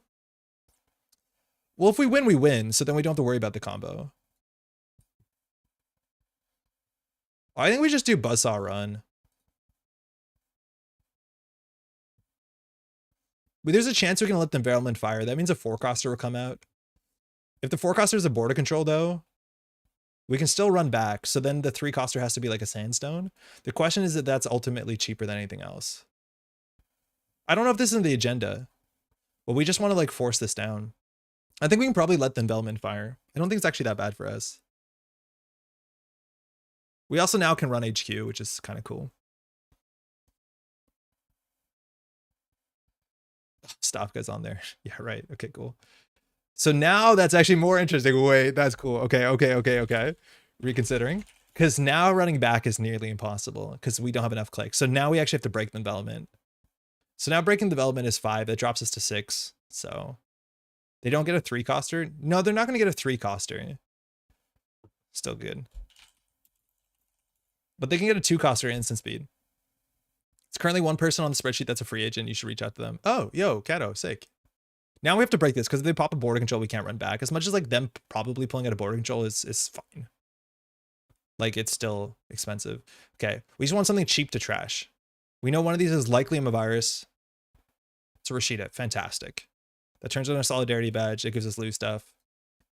Great. That's a virus. Fantastic. Gonna get rid of that. I don't think we can afford to trash this.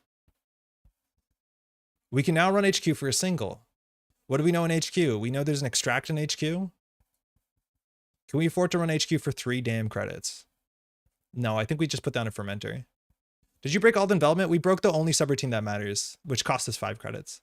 There's no other like subroutines on it, right? Yeah, we paid 5 to break 2 subroutines, so we broke Trash This Ice. Why did you break it? Oh, because otherwise if they trash this ice, it becomes a border control at instant speed, and then they can end the run, and then we can't really run back between the Stavka. So that's why. We're going to wait for them to extract this. I'm going to put this down. We could consider going HQ for a single here. HQ and steal the winning agenda. Yeah, that's probably the play, but I want to get an imp down before we run HQ. Or a knob curry or whatever. Going HQ for a single and it not being worth anything versus going HQ and then getting a Loup and an imp and a solidarity badge, like that's how we can make the single work for us. Because paying 3 for a single is actually pretty expensive if you've seen how our economy goes.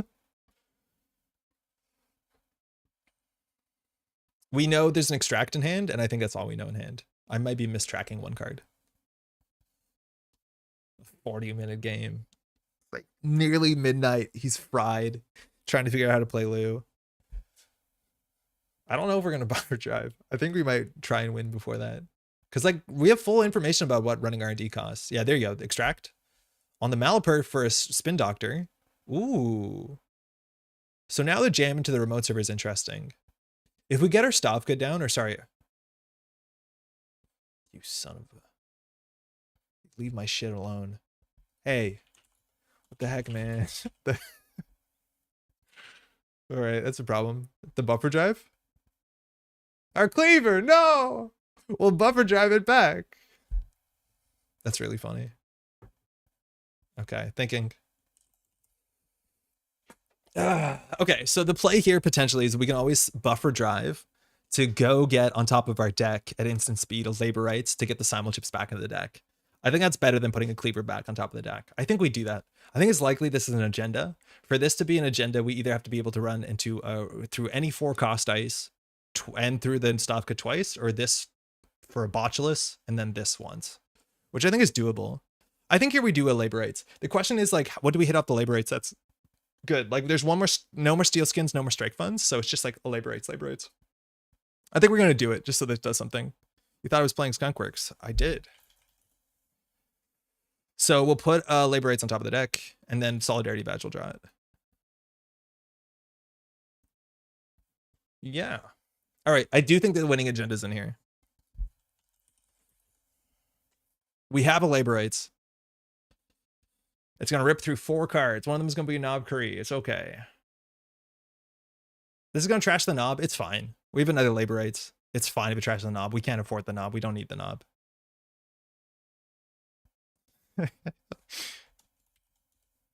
I wonder here if you also just like play. I don't think we played the pinhole. Okay, so we're going to shuffle back. We lost the last knob curry. Again, we're fine. I'm going to put together simul chip, labor rights. We draw a card. It was the simul chip. Okay, so 2 of the 3 cards in our deck are labor rights. Okay, so what can we do here? They can score out. They might have seamless launches in the hand.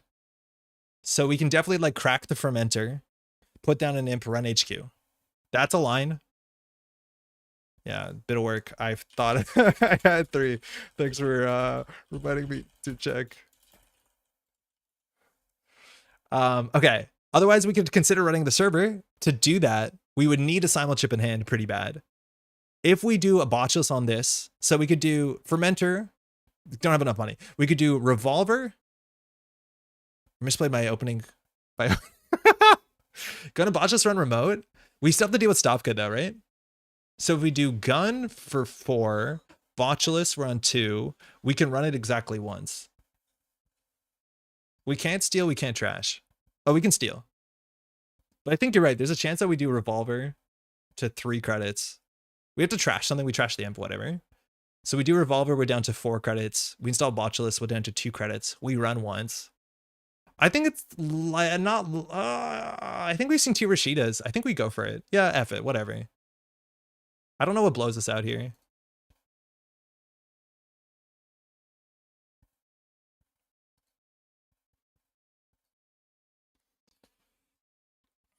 Gun botulus, run remote. Yeah.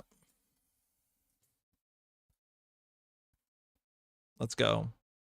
We're destitute. We can't even trash Rashida. Would love to be able to trash Rashida. There's a chance we didn't have to go do the labor rights display and we had access to this. Having a botchless on here is fantastic. Did they play the extract? They did play the extract. Why does it have 2 trash this ice subroutines? I don't know. That's just, we can't trash anything here, which is a bummer.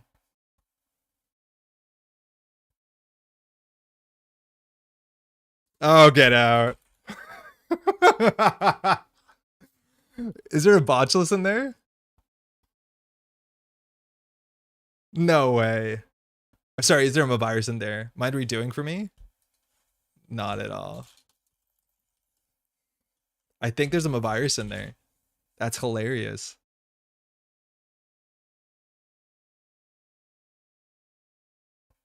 Can they get a half run? No, because it costs 3, right?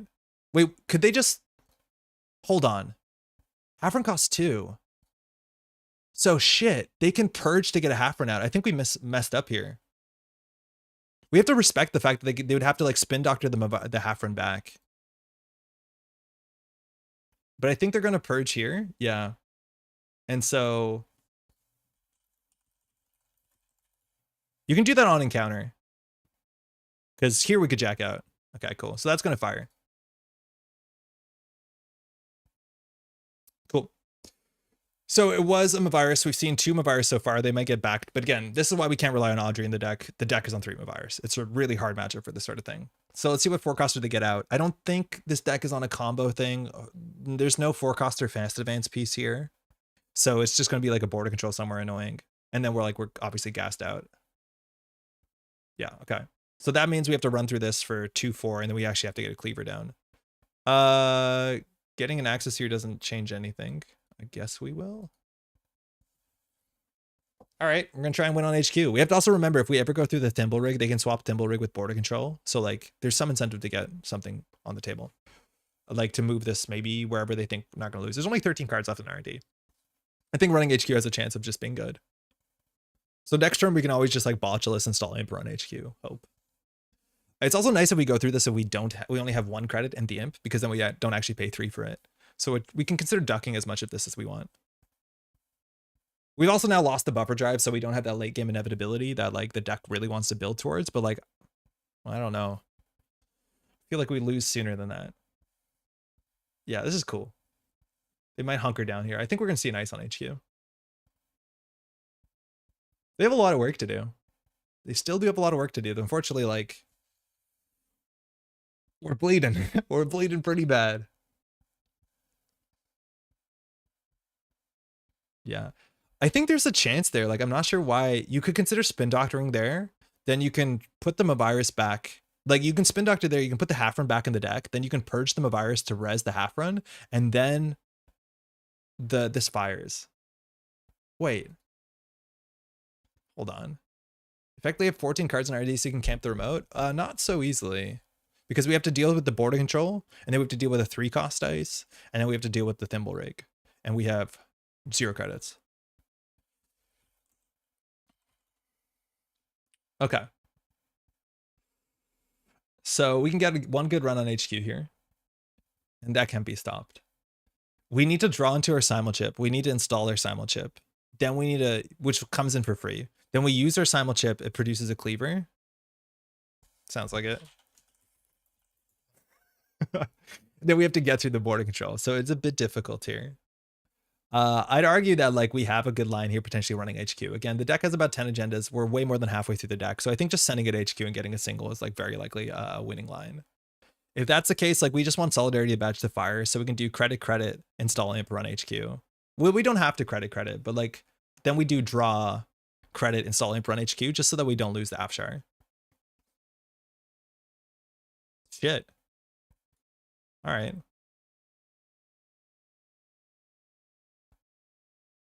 Oh, piss.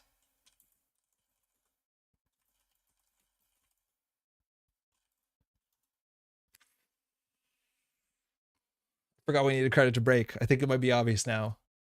We shouldn't have drawn. Woof.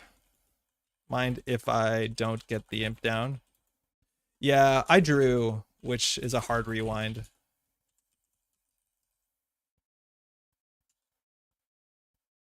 Yeah, if we did the math right there, we don't draw. We just do install imp run. Yeah. Yeah. Yeah, I just want to run HQ last click, but we can't fix that. So I don't want to do undo the draw because it's bad. Admittedly, no matter what we draw, it doesn't change the turn. I just tried to play around it bad, but like I'm not. So I'm just going to add this to hand. Click, credit, counter, credit 1. Yeah, that sucks. That really, really sucks. It can cost us the whole game there. So now I guess we just draw run HQ. I still think we have good odds here. But like the imp is so good. It gets us another card draw, gets us a credit, gets us solidarity, but it's not amazing. It's still pretty good. We have a big chance of winning on the single. But yeah, we need a credit to break. Shit. Okay. I've never seen someone seamless out in Oaktown, but it's a possibility. I think B-Blum can just slow down here, though.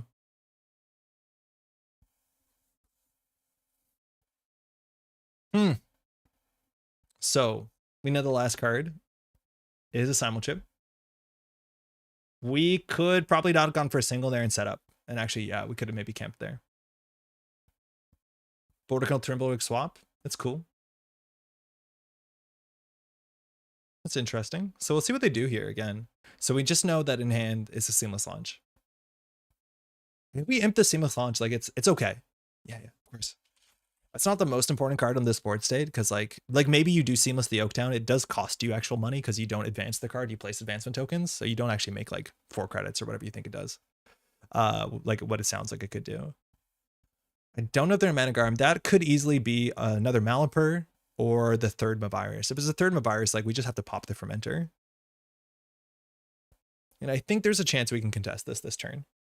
We just crack the Fermenter. We install the simul chip. We run it, I think.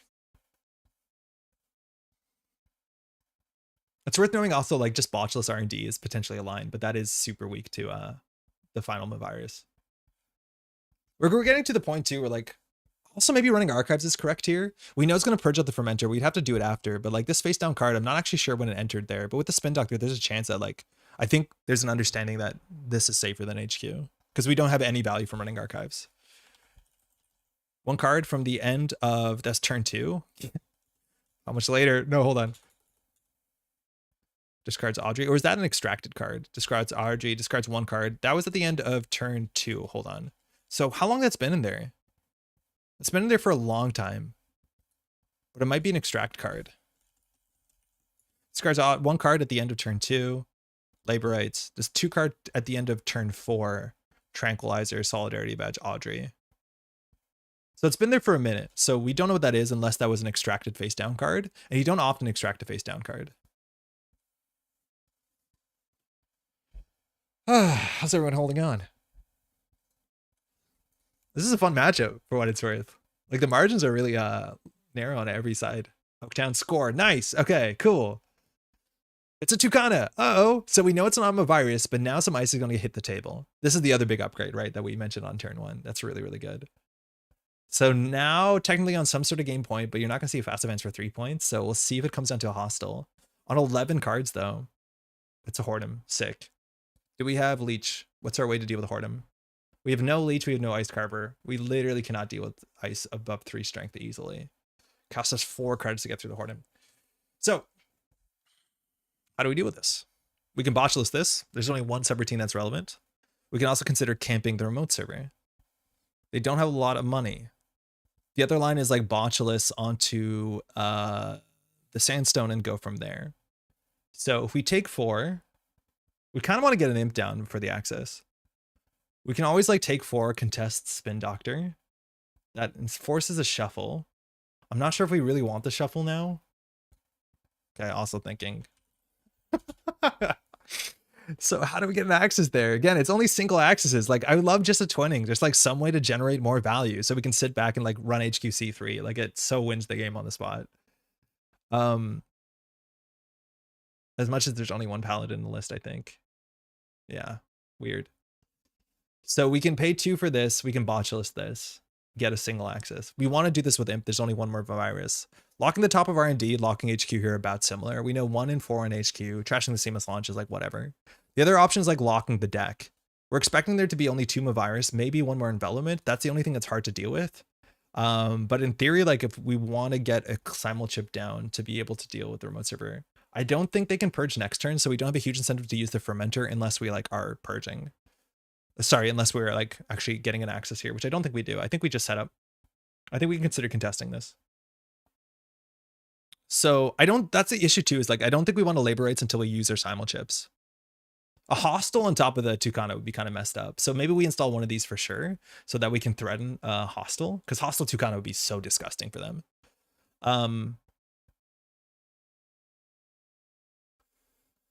We run archives, we get purged. I think this is the play. Like next turn we do fermenter, install a cleaver, and then we just like charge centrals. We charge like every single central once. I guess we get the second simul chip down as well. We just click for a credit. Yeah, we're putting up the pressure here. But like they still have to score it on a remote server. And they've gone through 1 border control, 2 border control, 2 Stavka, and an envelopment. Maybe a bit dodgy. If things get bad, we just go for a single whatever server we have access to. It's just all that last virus, like damn. All right, on the remote server. So HQ is a bit more open, but this might insinuate that they're pushing for the remote server. Use it to return fermenter in the same turn, probably. Yeah, we definitely want to use 2 fermenters before, sorry, 2 simul chips before we play the second and final labor rights. But now this is more expensive. Like this ice actually does suck. Because it is 4 credits. Ooh. Ooh. Okay, so that's a problem. If it's an Alice with a token, which is the agenda that's the least represented here, they're definitely going to have a chance to score out with a hostile. Then we have the claw lock thinking. Now, the only thing that we could possibly trash here would be one of our breakers. So we can go for a single in HQ. It's going to cost us 2 to 4 credits. We can go for an R&D run as well. That's going to cost us 2 credits and a botulus. I'd argue that this server is out of contention, right? Like we have to break this twice. We could potentially do that with multiple botulus. I don't know what this is. I don't think we can run this anymore. Also, we have to remember if we ever run Thimble Rig, they can like swap the border control. If we can do that, we can consider like pivoting to server 3. There's a chance this is the final border control. But if it's in development, it's pretty bad. I don't think we use a simul chip here. I think we crack the fermenter and then we decide what to do. So things we can do. We can install an imp. We can run R&D. We can break this for 2 and 2 bullets. We can break this for botulus. Does the fermenter pop count as a simul chip trash? Yes, it could be trashed. Could be SDS in the remote server. If it is, it's fine. We have 2 simul chips. Sorry for caps. No, it's okay. I don't think the deck is on SDS. You're right. It could be an SDS and we could lose. But I'll take those outs. Like I think it's very unlikely. You don't often run 5-3s in the op lists. Like we haven't seen, for what it's worth, like expendable card slash and burn, which I'd also expect. But here we actually can go see 2 cards in R&D. I think that's the line. Is we install imp. Puts us to 5. We go 4-3. Yeah, I think we do that. We can run HQ last click for 2 credits. And if they swap the border control, that means we've lost.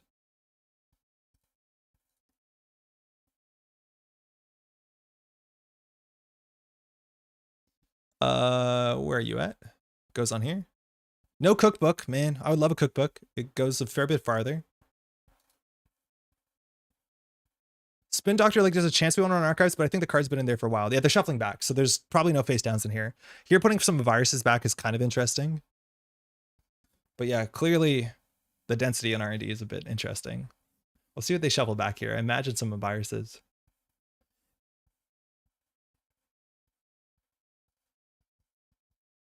So Sandstone and Unseen, it's an envelopment. Okay. So we're incentivized to imp the envelopment. And now we can consider going back on R&D to see a single for 2 credits. We can also consider, oh, we can't. Well, we'd have to botchless again. That's ugly. Or we can run HQ. Run HQ will cost us 1-2. The other option is we can like labor rights. I think going HQ for 2, if they swap the border control for the Thimble Rig, like that's kind of fine. But we can't really go R&D easily. The problem is they're going to score out in like Tucana. At least them drawing the envelopment is good because they can't Tucana the envelopment. I think Tucanaing the envelopment would be kind of interesting. But we have one more good run here. So we can either like trash the botchless, get another botchless, go for a single R&D, or go for HQ. R&D costs 2, HQ costs 1, potentially a border control swap, and then 2, 3, 4. I think we have to go R&D there. I don't think anything else is affordable. And that uses our second simul chip, which is like kind of messed up. Maybe we're at the point where Audrey matters, but we're running out of cards. I think we're going to use the second simul chip here, but then they can fast advance out. I don't think it matters. R&D again's the only hope at this point. Yeah, I think going HQ with the boarding control is like way too big of a risk. We'll try this. We have to get really lucky here. Yeah. We're out of gun. That's a problem. So like our simul chips are going to be really taxed. We have to get super lucky here. So we go continue to encounter ice. Yeah, it doesn't matter. 4 strength, simul chip, botulus on here. In theory, we have to trash something. Throw gun? We don't need it yet. We can eventually throw the gun. It just doesn't make sense. It saves us no credits, right? It just saves us a power counter. But in theory, having a gun around so we can have a simul chip target is pretty fine. I think here we trash the imp.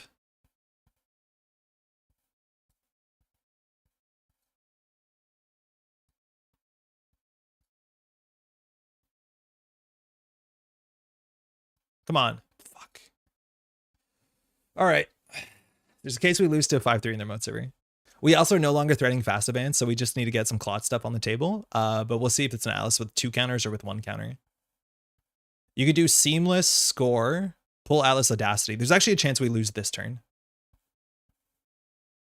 Yikes. Yeah, there's a chance we lose this turn. If you Seamless and Atlas. Okay, we don't lose. So we have 1 more turn here. The problem is they can pull at instant speed an agenda out of R&D into HQ, let alone we'll see what they took on here. They don't have a lot of money. With Clot now, it's all about running their remote server. Oh, it's not getting easier. It's not getting easier. They can also use this Atlas counter to like get a card into hand. So border control and RD, so we have to win off of HQ. So that's hard. We don't use a solidarity badge because it doesn't do anything. Oh, the lights changed. It got too late. Hold on. Botulus. Solidarity badge. We can say no. Sup. What did you do last click? What was last click? What was your last click? I don't think so. Because it was on 1. They did Seamless Advance. And they didn't advance last click. Oh, credit? Yeah. Yeah, fix that up. So they want to go for 2 counters there. That means they can pull like Audacity and Atlas Hostile, so they can like threaten out on nothing. Cool. So they only have 1 credit. Yeah, no problem. So what can we do? We can run HQ. It costs us 1 credit. We get a single access. They can add 2 cards to their hand to pad their hand. That is the only server we can currently run. We could consider running through the border control. We have issues. This is the only server that we can run. The other option has to be, HQ has to be clean if they made this play, or they think we know it's clean, then they made the play, and or they think adding 2 Alice counters will be safe enough. But yes, this seems clean. The thing is we check it for 1 credit, so we don't mind. No matter what, we need to get a simul chip on the table so that they can't just like clot us as much as we have to pull at instant speed. So here we can do simul chip, and arguably simul chip.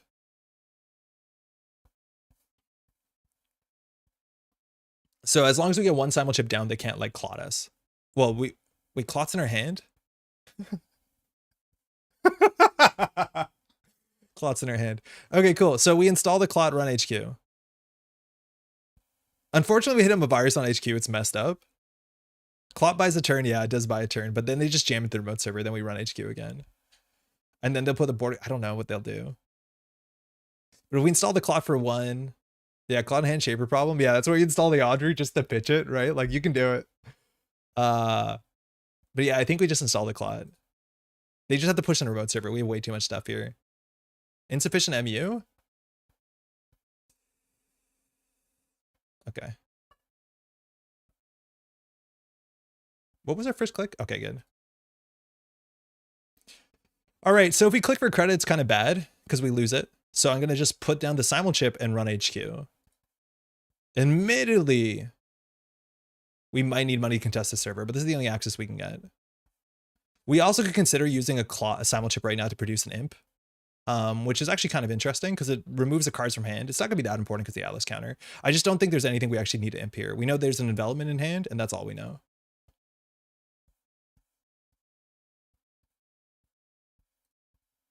They didn't see this clot the whole game, right? Okay, so here we can pull an imp out. What will it do? It'll give us a card and a credit. We don't need that so bad. Having another simul chip means we lock clot for another turn, let alone we can botch with remote. So we're gonna get access here. It's Enigma. Yeah, they probably don't have anything in hand. Otherwise they would have pulled 2 with Atlas. So here they can get him a virus potentially. There's probably one more virus somewhere. We just can't run anything anymore. We just don't have an economy. Maybe we're able to go like long enough that we could do the buffer drive combo thing, but that involves having Audrey down. I guess you would. Yeah, got a couple. That I do. What's name? The thing is like putting in the remote server, luckily they're only on 1 credit. So like we can potentially contest the remote server. The good thing that Thimble Rig is here. So if you want to stack 2 border controls on the same server, it's going to take you a bit of like repositioning. But yeah, now if they just spend their whole turn purging, like we can wait a couple turns for them to flood up and get like 1 axis a turn each turn. So again, we've seen 2, 4, 6, 7, 8, 9, 10, 12. So there's 8 more agenda points across 11 cards. Yeah, there you go. You're going to set up the double border control. The Thimble Rig is going to come here. Where was the Thimble Rig on R&D, right? Huh, interesting. So then I think next turn, like you just purge here and then you swap Thimble Rig into border control. And then it's a double border control Whoredom server, which is a nightmare. But at that point, we might be able to run R&D on 1 credit. Like, for what it's worth, like the border control here is interesting. We can actually go through it if we pull a cleaver. We have 2 more simul chips, right? Yeah. And then we can just let the Stavka fire somewhat. Like we have to get the clod back. But now at any point they can pull like Audacity or even just a 3-2 or Hostile. Oh man. This is where you get a Euro, yeah, I'd say Pessoa down, but like, what the heck? Like maybe we play Euro for this late game, so it's like we can transition into Omar. This game's gone for more than an hour. They're pulling an Azyef. Install credit. Okay. Cool. Thinking. So we think this is the Azyef in the remote server. They can always pull Audacity, so they actually can end their turn on 0 credits, and they can do credit, Audacity, and win. So there's no amount of ice resing that we can force them to do that will actually be important. Now we're assuming they don't have anything in HQ. 90 seconds is the time in the round. Yeah, we have to play the Corp matchup. We can react here. We don't really need to protect the Clot anymore. So this is 1 credit. This is really expensive. We'd have to like get through it twice, which if we go get a thing right now, we can consider doing it. The problem is like we have literally no money. So like getting the cleaver down and breaking this for 1. Whatever 3 coster comes out of the deck, that's actually really interesting because we've seen Sandstone. Hold on. We've seen Sandstone. Wait, we've seen more than 1 Sandstone, right? Where are the Sandstones? 1 went back into the deck. So the other 3 costs we're expecting is a Sandstone. I feel like there's a way to win from here. Sorry. Still thinking. Now, there's a chance that it's not the Azyef, but to be able to do that, we have to run through the Whoredom at least twice. We have to run through the Thimble Rig twice. We have to run through the border control once. We saw an Enigma in hand. That being said, the fact that an Enigma is in hand means it can't hit the table. So the 3 costers we're expecting are Afshar accounted for, Enigma is a 1 accounted for, and then 3 Sandstones. I think there's a big chance that this is a Sandstone on R&D. We saw 1 Sandstone's on the table, and there's a chance there's still a Sandstone in R&D left. So if that's the case, if this border control gets popped and a Sandstone gets back on the table, that's really difficult. Now I think here we trash the simul chip to get a Botulus here on Whoredom, and then we can run the Whoredom no problem. If we click for 2 credits, we can run through the Thimble Rig, but then we can't run through the border control because we don't have a Botulus. Shit. So no matter what, we're going to get a free card draw there. It's going to be a simul chip. If click 1 is install a simul chip, then we can run. We have 3 clicks left, but we have no credits. So then we do credit run. We literally cannot do it. So that means the simul chip, if anything, has to become a fermenter here so that we at least have a click for 4 credit play. Take all the time you need. Yeah. Like, we just don't have enough money to contest the server. We can run HQ. I think it's useless. There's maybe a chance it's a 1 in 4, and they understand that, like, we're going to play around that because it seems really difficult. But here, just dealing with the Thimble Rig is really difficult. There's even a chance that we have to keep in mind that if we Botulus the Whoredom and think, like, oh, we're going to break the Whoredom for free, they just roll the Thimble Rig back and be like, shit, we actually have to spend 1 credit, 2 credit, and then still deal with border control, which might be too expensive. Right? Like, that's important, though. At a minimum, this is going to cost us 1 credit, 2 credit, 3 credit, 4 credit, and then border control. I don't think we can run the remote server. 15 past midnight, I don't think we can figure out a way to run the border control.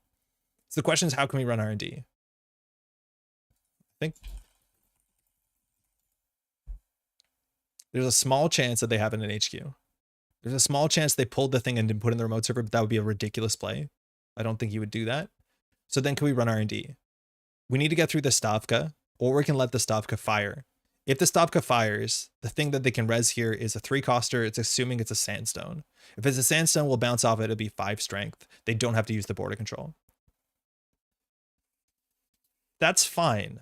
As long as we can break the border control once, we can let the Stavka fire. Then once the Stavka fires, we can botchless through the sandstone. The problem is, then they border control. And assuming they have a 3-coster, they put it on the table and it'll be another sandstone. Then we're left with sandstone, Stavka, sandstone. Oh my god. Can we beat sandstone, Stavka, sandstone? You can chip botchless to sandstone in that case. We can, but then the border control will fire. So like we're nowhere. Bing Bonko, how's it going? We're not nowhere, but like it's not good. Yeah, I don't think so. I'm worried about the last sandstone. You have to believe in the heart of cards. It's not a heart of the cards problem. This is like, we can math this perfectly out. You can install a chip before running. Yeah, there's an option that we get a free card draw. We install a simul chip, we run. The thing is like, we have to figure out how to break the border control. So we can simul chip one of these on the border control. It fires. Okay. Then we go through the Stavka, we let it fire.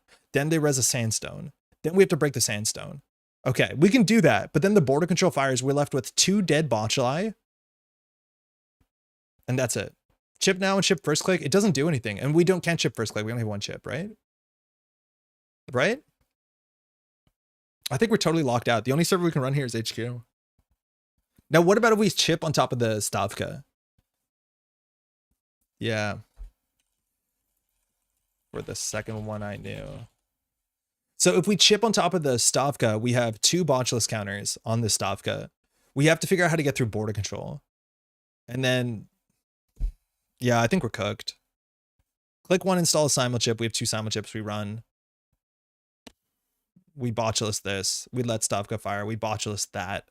If they res, they still do credit Audacity, which they can pull. We could hope that they spend that and then we run HQ and then we imp the Audacity and they only have 1 Audacity and it's in hand. That's the only line we have, is that we have to imp the Audacity. And even then they could pull a hostile because we don't threaten Cloud anymore. Ooh. I think we're cooked, yeah. And unfortunately, like even forcing a res doesn't do it. We can do credit, run, break, res the sandstone. Nothing. Yeah, we have nothing. The only thing we can run at HQ. The only thing we run is HQ. Or we can hope we imp the Audacity. Paladin, botchless, Solidarity Badge. Draw a card? Yeah, why not?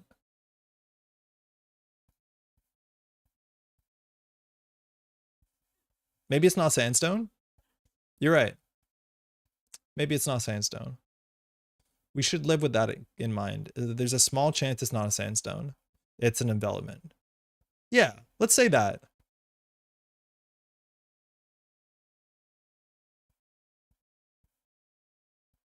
Unfortunately, actually, hold on. Because if we let the border control fire, they have credits. So they actually can res the envelopment. So if that was the case, we need to simul chip on their turn. Yeah. I think I do this on your turn. I drew, but the deck is all the same. Imagine we had cookbook. Fuck. We'll trash one of these. This goes here because we can't give them the credits. Counter 2. Okay. So then we run, we break, we let fire. We get this down. We hope. It's the best we have is that they can't res this. They pull a 3-coster from their deck.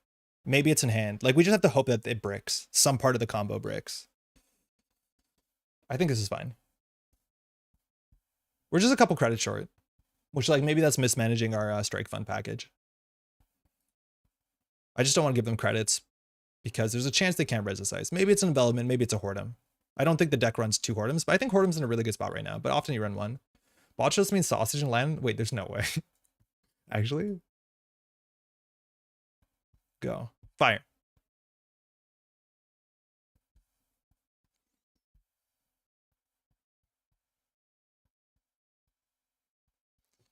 Hit me.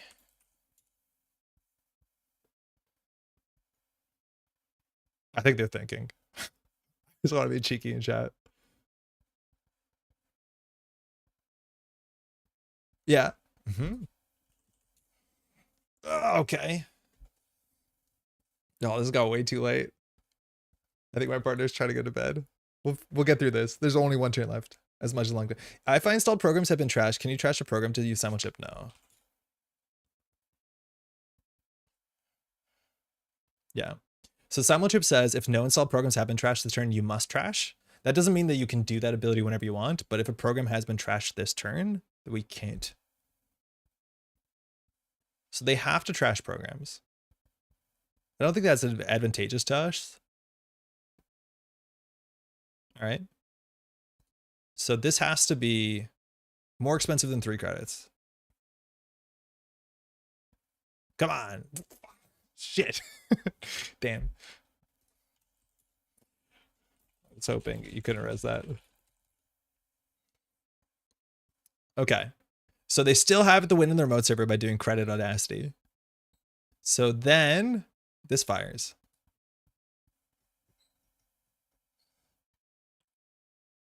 Okay. So now we can consider getting run on HQ. We would have to, we actually can't run HQ. Oh, we can make one run in HQ. We break this and then we simul chip on HQ and that's game. So we have one run. They can pad it if they don't have it. I'm pretty sure they have it. Maybe they, I don't know what they wouldn't push out here. We know there's an Enigma in HQ, but we can make one good run here because we get through this for free. We get through this for a botchless. We don't have to threaten Claude anymore. This is our last run. I think this is like a 5% chance of working out. It's pretty unlikely. But this is the best options we had with what we're dealt. We'll see credit audacity for sure.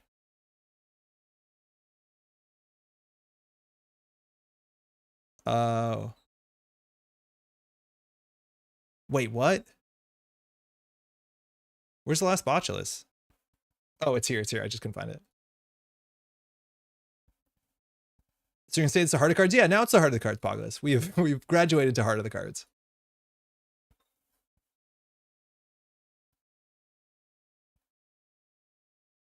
Yeah, that makes sense. We knew 2 cards in there. Oh, we had a click left. That doesn't actually matter. Credit. GG. Oh, hard fought. We're just slightly too slow. Like, we just don't have the consistent economy there. Yeah, there you go. Credit audacity. Did they have it in hand? They even had it in hand. Yeah, nice. GG. That was wild.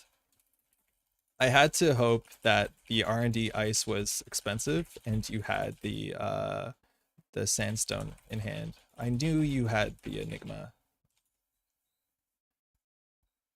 Yeah, the other line was like threatening the audacity. What a weird game of null signal games compatible with. Yeah, if they had the audacity, they could consider imping it. That only works if we also trash what's in, if we also force the 3 credit res. Just one more game. No, that's it. I can still pop either brief serve another sandstone. Yeah, I hoped it, I had to hope it was in hand. No, I definitely can't.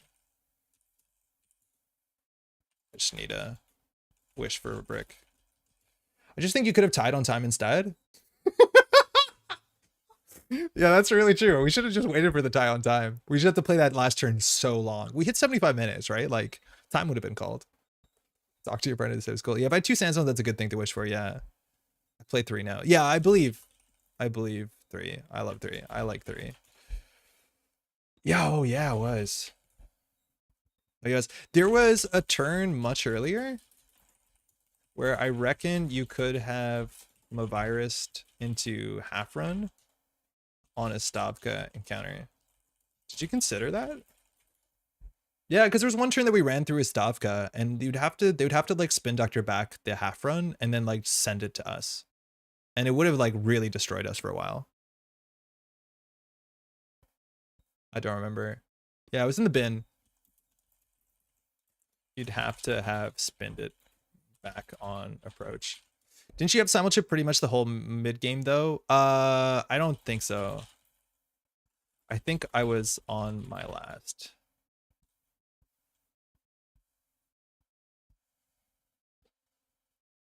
Yeah. Man, it's a fun game. Like op is just super, super fun. And like the decks give you so many options for expression on both sides. We're just trying to like claw to get whatever value we can. And like Loup did okay. I think just fundamentally, like we don't have the strong backbone of economy we'd like to have with like daily cast and sort of stuff. And you know, we didn't get to the buffer drive economy, which is meant to be, of course, with Audrey, 3-4 credits a turn or whatever clicklessly. But it's really hard. Again, we didn't install Audrey at all, which is a very difficult thing to do until I triple my buyer's list.